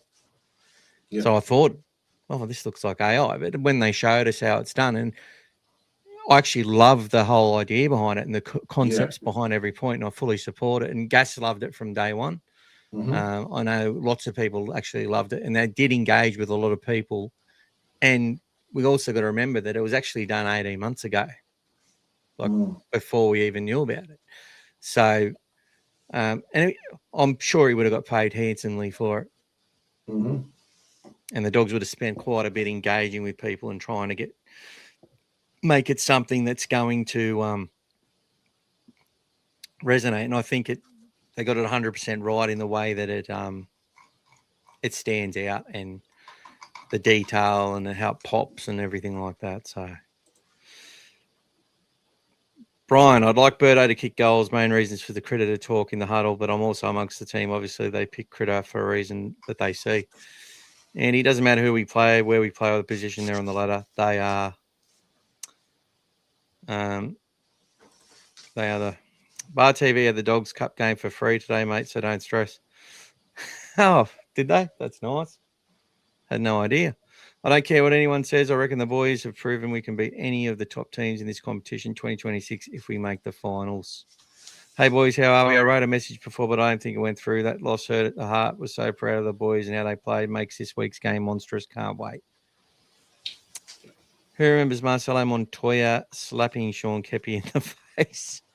I actually don't, but that's hilarious. Do you remember that, Gas? I vaguely remember it, but not which game though. That's exactly how I feel, Mike, your whole statement. I like the idea of give away 2 in a row on the try line. Defending players shouldn't be sent behind the dead ball line until they regain possession. That would stop them. That's an idea. I am Nicholas Kane. Everyone's Nicholas Kane. No, I am Nicholas Kane. I'm Nicholas Kane, and so is my wife. Prepare to die. That's hilarious. I got the A4 team signatures on the back of my HFC finance jersey. Years later, I would acquire number 269 of 2004 journey. Need to figure something out framing it. Sounds good. They have Latrell through, though, and he's worth about 100K. Latrell Seawalt. He's a good young player. Yeah. Cam Murray on 1.1, I think, says Adrian. I argue with my mates about South's cap when they signed Huss. They all said I'm stupid and Dogs have signed more big dollar players. Oof. Well, look, I wasn't just talking about, and look, Souths aren't paying 1.1 for David Fafita or 800 for Brandon Smith. But it just shows you how bullshit it is. Like, we'll sit there, we were forced to carry Josh Jackson's cap on our salary cap in 2020. Did he resign in 2023? Yeah, he did. Yeah. So we carried him on that cap for 2023, even though he didn't play for us, which was bullshit. Yet they're able to have a player that's valued higher. No, it doesn't make sense. It's like the government selling, $80 million worth of water for $3 million to the environment minister at the time, to a company he owned in the Seychelles. But anyway, it's bullshit. Yeah. Leo Thompson's really starting to find his groove. He takes the ugliest runs. Even if he's pumped, he'll come back for more. And that's the thing, Amir, and I'm glad you're loving Leo because Leo deserves the love, and he's taking the energy out of that defence as well. He really is. Well, now the Dragons will keep a lot of their young guns with their recent spending spree. Good point, Matt. I think Gus might get a few more, and he's probably thinking about it right now. Wild that they won. Ahmed Daisley. This is Ahmed, who's a very big Bulldog guy and knows a lot about the game, guys. So realistic, it's us or South, and the winner from this week will get the last spot. That's every chance, Ahmed. You're 100% right, mate. And Ahmed, from a analytical perspective, Curran also need to do better to cover the kick as the far winger. So, which we spoke about earlier, Ahmed. But yeah, it was definitely something that, and you can see even when Curran though tried to start again, and he had a good run to get into the in goal and try to stop it. You could see he was struggling just to get his legs moving. They were sort of like heavy legs as well for some reason. So we had very little possession in that first half. So yeah, we were under. And look, I think I'm glad we've got the extra day off. And I think both South and Canterbury, South look like they emptied the tank. They struggled to get that result. Yeah, they copped a few knocks as well. A few players copped a few heavy knocks. So they were really fatigued in that game as well. That's going to take a lot out of them. So we have to exploit that as well. But I don't think they're going to be fatigued early. I think they're going to come out trying to establish a lead and hold on. Yeah. So we have to go out there and make them feel like they're not winning that battle. So controlling Cam Murray, the energy of people like Brandon Smith and getting their big boys. Oh, Tavita Totola, he's not on little money either. Just another one I doubt in. Yeah. Because he was going to be the next big thing. He was the next number one prop for them. He was the one coming through after the Burgesses. Yeah. And then he just got injuries and stuff. It doesn't change the fact he was on good money. And they've had to let go of Mawali and the other guy that they got from Penrith as well that went to the Dragons, Saleh, all these players. I heard Latrell could come back this week against us. Not happening. I think might not play this year again. Yeah, I think it's like he'll be ready if they make the finals. Why was Latrell Fling the reserving jersey Flegg? I would say he's might have had an issue or something because he wasn't even named from what I could see earlier in the week. And neither was Kay Dykes. He wasn't named, and they brought him in late. And obviously he went to fullback, and Tay went to the wing. I don't think wing is Tay's game either. I think it's the way we want wingers to play, but he tried his heart out. He's much better fleet-footed, but Dykes had some wonderful moments, but he also had some really poor ones. But he's carrying a hamstring injury, which is hard to play fullback with a hamstring injury. I can tell you that much, having done it plenty of times at that level. Ricky roasted Big Red with the brain explosion. Yeah. Well, sort of dubious whether it was a justified sin bin, though. But didn't Canberra actually have the penalty or something? I didn't see it. Bloody hell, I don't like Charles Duncan. Something about him gets me on my nerves. He's a really good player. That's what it is. What gets on my nerves is it's like Alan Langer. Yeah. He makes you really scared when he got the ball and the game's on the line. And he catches that ball off the short drop out, which no risk, no reward. And that's it. Kill the game, yeah. He's a really Thank good you, player. Timmy. We're down to 170 guys to go. Thanks, Timmy. So well done, Timmy. Timmy won lotto. No, he's just supporting us, mate. He supports a good thing when he sees it. Broncos can still get the spoon, by the way, with the win from the Dragons. So yes, if the Dragons beat us, not going to happen, guys. Not going to happen. But I would love to see it again. Yes. Ryan says he can only hope. I felt all season the Bronx and the Raiders weren't the real deal compared to the Dogs. Well, you've probably been proven in that regard. Pay ID is just you pay to the mobile phone number, mate. So I'll put it out there for people again, but please have don't. it on there, mate. Just a pay ID. That's a pay ID number, guys. That's all it is. You can't call it. Just pay ID. It's just a pay ID number, guys. That's it, guys. Pay ID number. Try not to call it. Mike. I want Dragons to get it because they haven't had one of my good mates as a Dragon supporter. There you go, Ryan. After we beat them, it'll be guaranteed. Don't worry.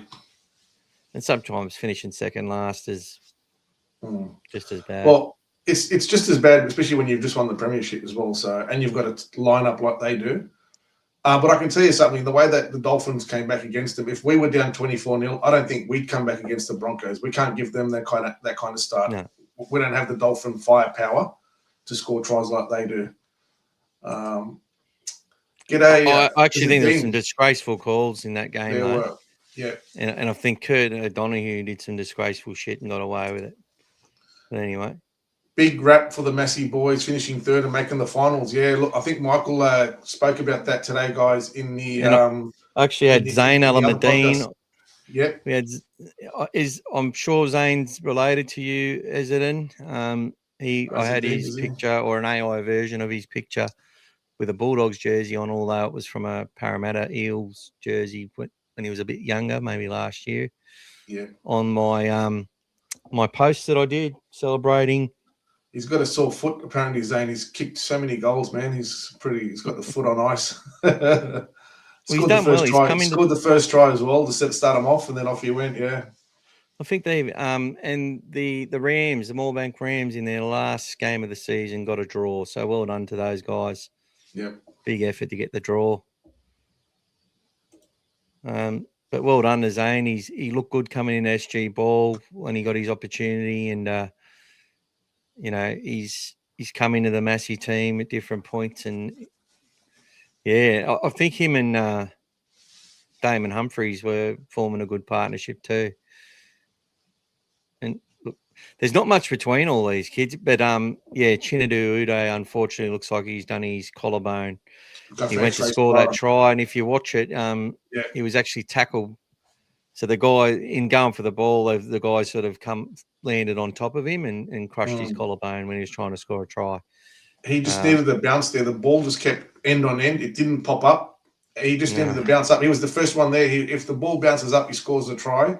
From the next set, they scored a try. They scored 12-point turnaround. Thankfully, we scored 2 late tries to pull the game out of the hat as well and temporarily sit in first place before the Dragons won. But that was unfortunate. And I think he's got x-rays tomorrow just to confirm what he's got. I think Elaine, might be in New Zealand at the moment. So yeah, she's in New Zealand. So yeah, but she'll let us know. Scotty Short's got a nice photo with him after the game. Yeah. He's like, I think I broke my wrist, but the coaches said it's actually his collarbone. Yeah. But Damon Humphrey's got an important intercept in that match, and the try to get us within 2 from Bronson Rubin. He's been doing that all year, just the footwork near the line. Scored, and then the try to win the game by Roke. That was Roke. If he didn't have that reach, he wouldn't have got there. Like that was just a special, tall man's try.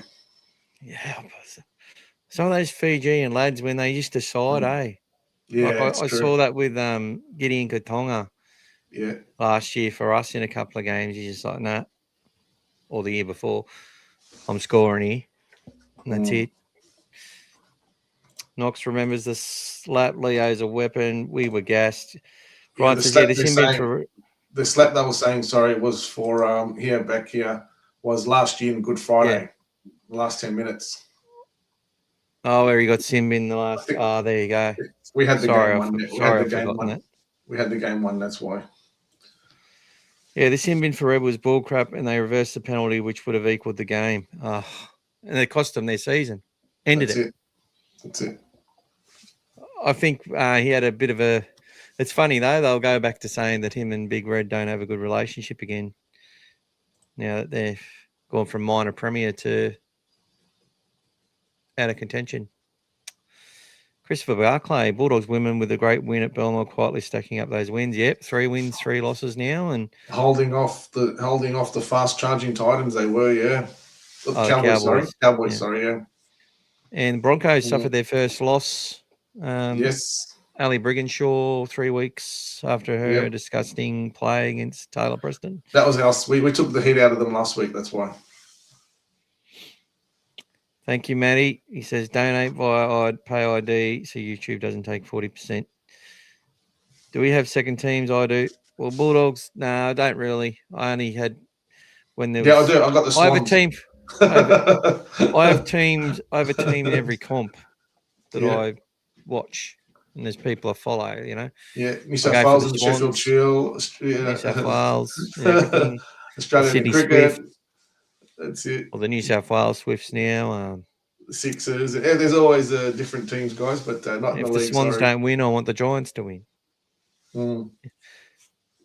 But look, I went for the players that moved from Canterbury in 95 to the Eels in 97. I went for those Bulldogs players in that ARL comp because there was no Bulldogs team in it. Yeah. And I wanted to sort of have an interest. But I quickly dumped that interest in 1998 and was validated and vindicated. And look, I did feel dirty. And Z, I'm guessing you're a Bulldog and a Rabbitohs fan, mate. My second team is the Bulldogs New South Wales Cup team. That's it, Matty. That's it. No, PayID is just through your bank account app. Through your bank account, when you go in there and you want to do like a payment, just click it. It'll say PayID. You put that number in there, and then you just pay them out. That's all. Yeah, just transfer to phone number. That's it. Or to number. But it's all good, mate. Honestly, don't stress about it. And if you have to do it for YouTube, go for it. Or if you want to be in every draw, you upgrade to the Dogfather Cartel monthly fee, and that just gives you a ticket in every draw that we do. Thanks. Dimitri, Chester Hill Hornets 132-28, and the ref was as biased as Sutton, giving Sporties 2 tries of a knock-on go. Chester Hill. Crazy. Well done, Chester Hill. Good job. Brian thinks that the footage he got, get your hands off it. The footage he got last week of the goal from the sideline was Zayn Al-Madin. Yeah, that's right, mate. Ah, beautiful. Beautiful.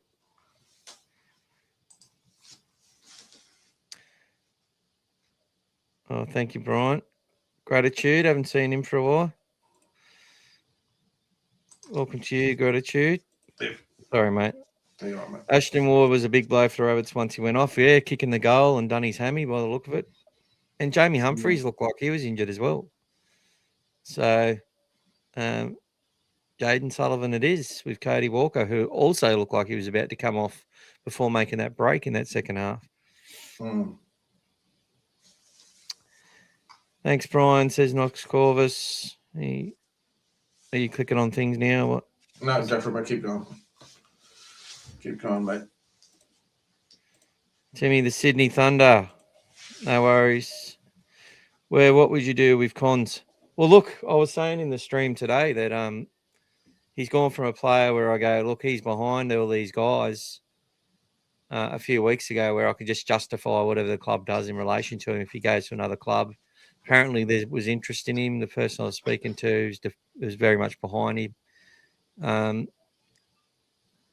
The way he's played, I think he's worthy of a New South Wales Cup contract or even a development or something, because he's not the biggest guy. And look, he's got enough skill to – he played some hooker at Manly last year. He's not the biggest guy, but I do believe his footwork and his smarts defensively, he's like he rips in. Don't worry about that. But I think he's still got a bit of work to do there. But with the ball and the runs he's taking, most often off the bench, look good to me. And I think there was a reason they give this kid an opportunity. I think he's going to get signed by someone, and why not the Bulldogs? Yep. But look, I'm leaning to the fact that he's probably already sorted his future out somewhere else. I'm sort of thinking that might have happened, but if not, hopefully the Dogs have got this kid because he's played really well for us. Since coming into Cup, always been consistent. What should you think realistically from our current squad will be a part of our next premiership who has the pressure games in them? Really good question, mate. And I think that might be a good poll question. We should do something with that. But maybe Tuesday night. I think Bailey Hayward, Lachlan Galvin, Stephen Crichton, they're all still young. Jacob Kiraz. Jethro Renakama. Prestomania, mania. It's Prestomania, mania. He came in 2023.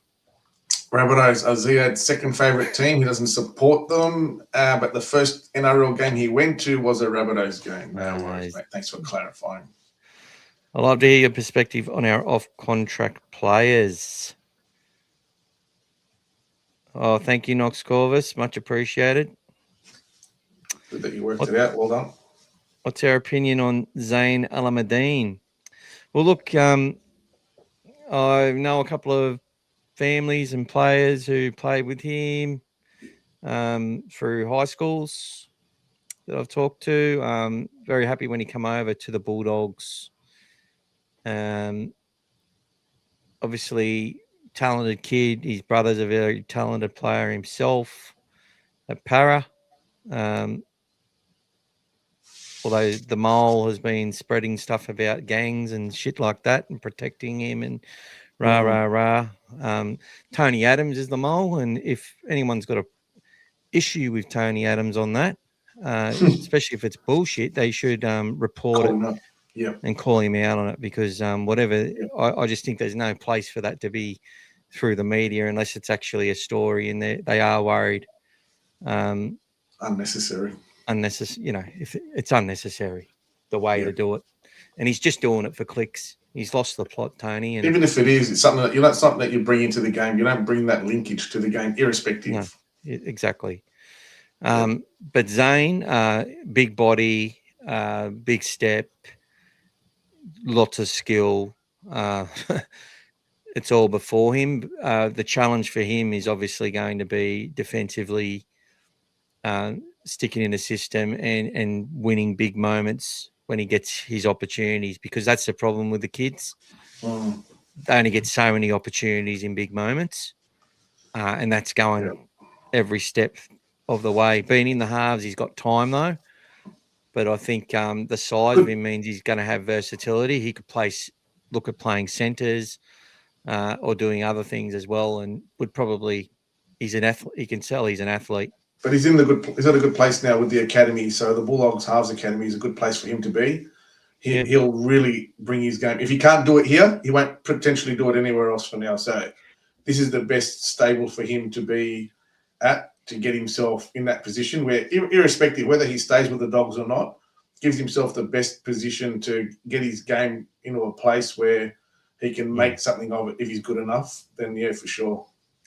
And the good thing is, and look, I can sit there and talk about Humphreys, Bronson Rubin, Joey Taiapo, who was great today, like probably fails the last couple of moments, to be fair, but had a wonderful game apart from that.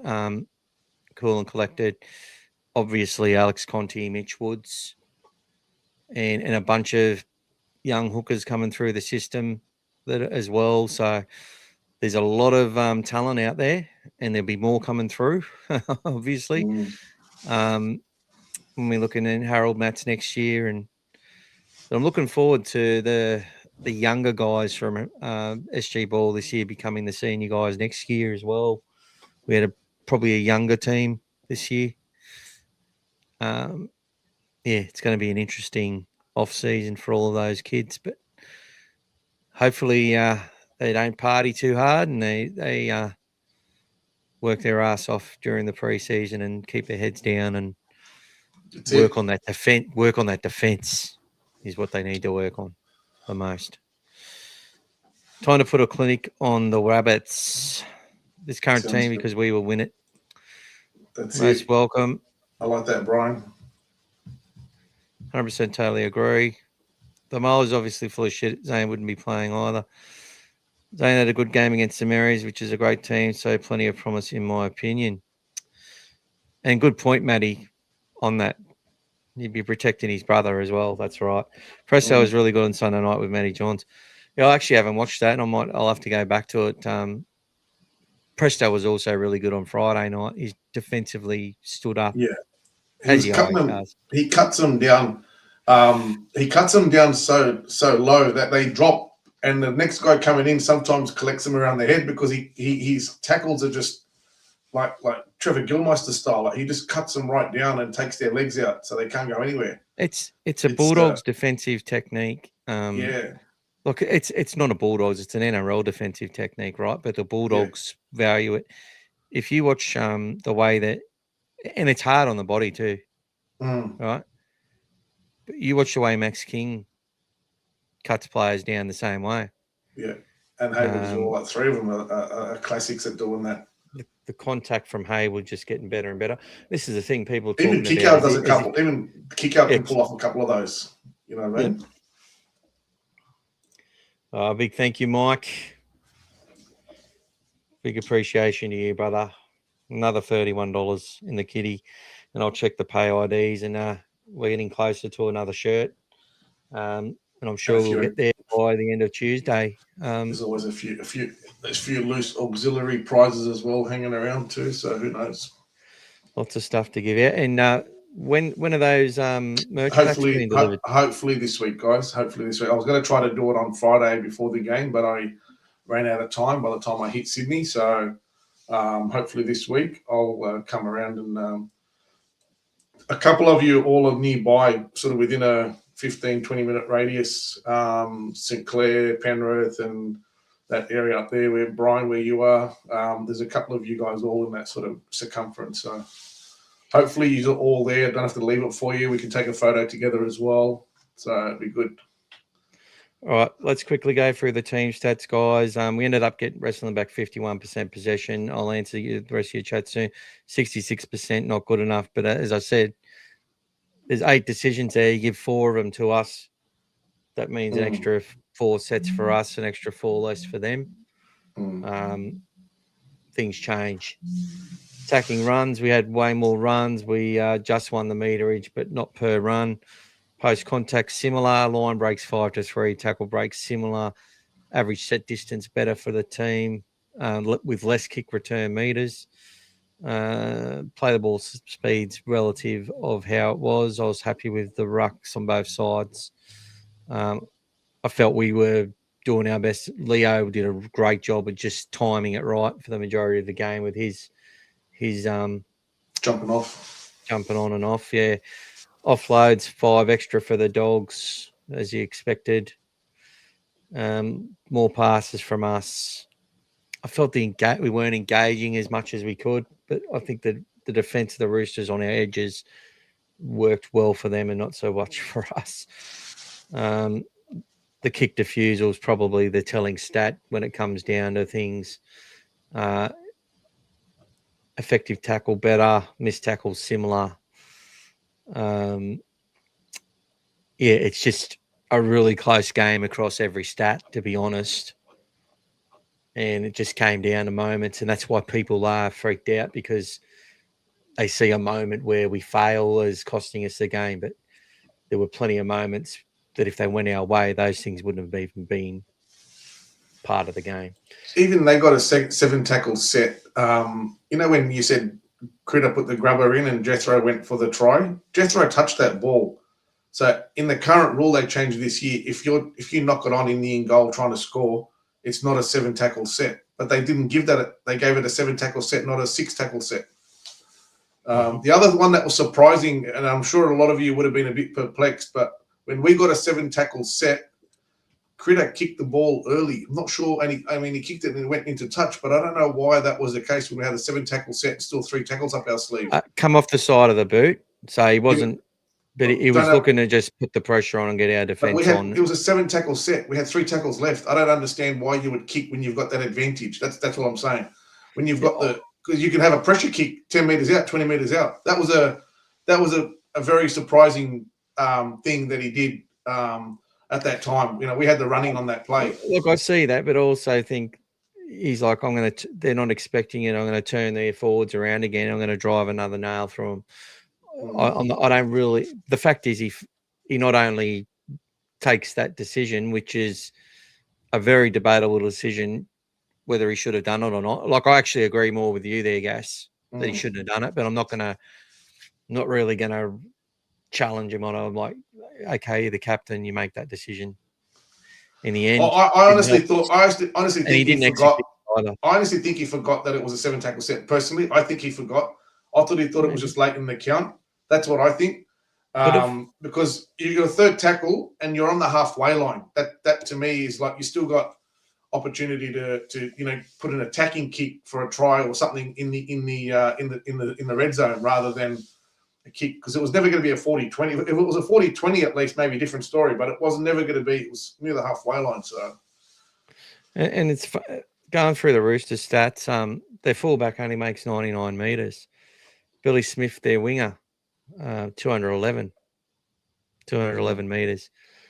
I said it, in my opinion, Billy Smith is an origin-capable player, and there's a reason why he's still at that club, and there's a reason why they've allowed him to come through, I think, 3 knee injuries. He's got a bit of Gaznia about him. He is a special talent, man. Hugo Savalo is big, got the skill, can kick the ball as far as anyone in the team. No one cares about the fact they got halves playing centre in their team. Yeah. They got Daly Cherry Evans, who was instrumental in a couple of moments, but also we made him look stupid a few times, and that neck needs to disappear out of our game. Nafahu White, 20 runs, 182 metres. Majority of those runs off the 4th tackle. And a couple of offloads as well. A couple of really good offloads. Reece Robson, 4 runs, 67 metres. Important runs. For Keddy, look, their edge back rows. You can basically see they have 3 players that did all the work as far as running. Everyone else was on their bike tackling. Smart play. And what have they got as far as Origin players go? 1, 2, 3, 4, 5, 6, 7. You got to count Radley as well now, yeah. 8, 9, 10. 10 just on the field. Did you count Daly Cherry Evans as well? Yeah, I counted him. Yeah. Not current. Yeah, but altogether, all Altogether. Origin. Yeah, all Origin, yeah. Origin or international players. And what do we got? Anyway, it's irrelevant, but Birdo, Critter, Max you King. need 5. You need 5 to win a comp. No one. The only 2 teams to have had less Origin and international players than that were the West Tigers in 2005 and the Manly Seagulls in 2011. Every other year has been won by a team with more than 5. Connor Tracy, 20 runs, 137 metres. So a lot more spread out, a lot more work. Burton, 21 runs. Birdo, I think, had 30-something possession. So he was the one doing all the work today or on Friday, whereas Tuala wasn't doing much at all. He did more in the second half, Tuala. In the first half, I reckon he only had 3 runs. But he wasn't really – they weren't using him the same way. I think it was to our detriment in a way. Critter, 4 runs, 24 metres. Galvin, 16. That try for Lachlan Galvin, career moment, should have been rewarded with the victory. Yes. Just didn't go our way. I felt Max King had a really good game. Bailey cut him open. Leo, a really good game. What's that? 13 runs, 119 metres, and he must have made about 45, 50 tackles. 45 tackles, 1 missed. 44 for Jacob Preston. 26 no misses for Maxi King. Bailey Hayward, 38, attempting 44. Jamin Salmon, 33, attempting 36. Kick out, attempting 30, getting 26. And then there was Harry Hayes, who made 26 tackles in the time he was out there. Jake Turpin had 5 for his 8 minutes. And how many runs did Harry have? Wouldn't have had too many. 10 for 88. It's 80 good. He makes that break. Kurt Mann straightened up the attack good, actually, and probed and nearly broke through. It was more of a shared game at lock with Jamin, but that was also forced by the injury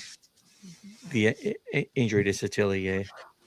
I think that'll do us as far as the Roosters game, guys. I know people wanted to move on before, but I did want to go through the stats. New South Wales Cup game, very disappointed. Should have won, didn't.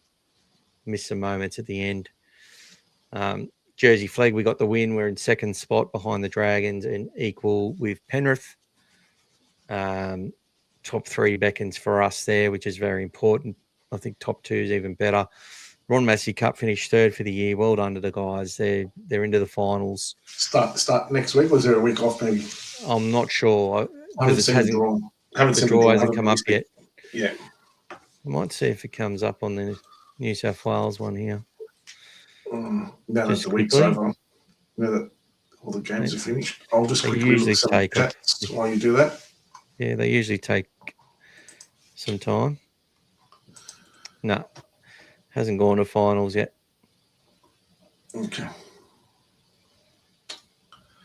Me, I feel as if good things always come in and around Jacob Carraz, always competing. Yes, they do.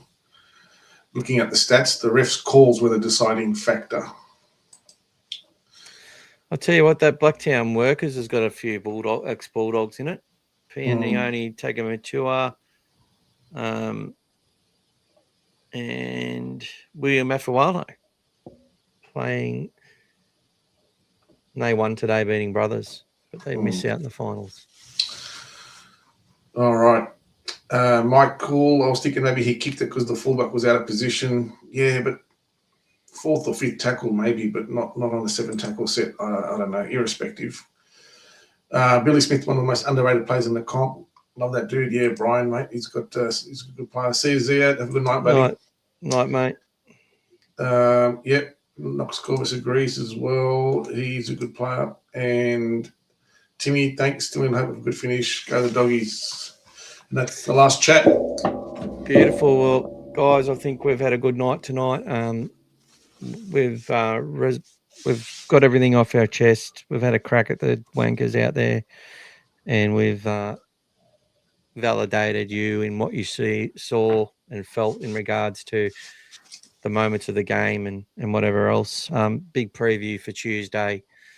I will be interested to see what happens. I just expect Curran to be named where Tupanua was, and business as usual from there. Turpin O'Sullivan, maybe Cherry again. Not sure if there's an appetite for Cherry to play for the rest of the season, but we'll see. I'm probably way off on that, but yeah. Maybe he'll play some reserve grade now that they're, but you'd think they'd use it as a really good opportunity to keep developing players. The challenge next week is it's actually New South Wales Cup actually play in the game on the day before the Rabbitohs, so 5:30. So if you're down there early, guys, you get to see both games. But yeah, New South Wales, they've got to decide on the team, obviously, so they won't be like today, where they had the luxury of 2 days before they could play the players. So and South's still in that comp in reserve grade. Yep. So important for them. No worries. Thank you, Mike. So thanks, Knox Chorus. That must be Philip. Nice to meet you, Philip. And thank you, Timmy. And thank you, Maddie. Thanks, Lorenzo. See you Tuesday, Brian. Thank you so much, guys. See you later. The draw.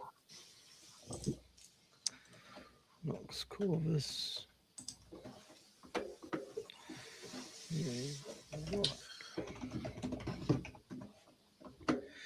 Good start. So $80 already, only 120 off the next draw. So we'll hopefully get that done on Tuesday. Great to see you all. Check out and watch the outro. All Things Bulldogs outro. Stick around for that and make sure you like and subscribe. Go and comment. Sorry, there's something I wanted to mention, guys, for business owners. And that's you, Champion Mike, and anyone else. There's a chance for you to get a corporate box at the Souths game. Be in the corporate box through the Pack Mentality. So go check that out, Pack Mentality. You just got to go and like and follow on Instagram or something like that and let them know and you can win. And I wouldn't say there'd be too many people in the draw. So chance for one of you guys to get yourself into a corporate box for this Rabbitohs game. So go check it out. And that's you, Champion Mike, because I know you've got your own business. Blowing my pride. I'm sticking to the kennel. Thanks, guys. Love yous all, as Jeff Fennick loves to say. Let's go. Go the Dogs. See you guys. Go.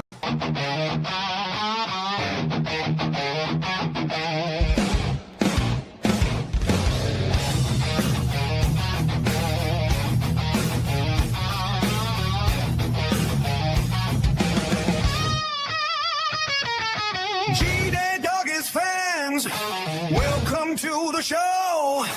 All Things Bulldogs.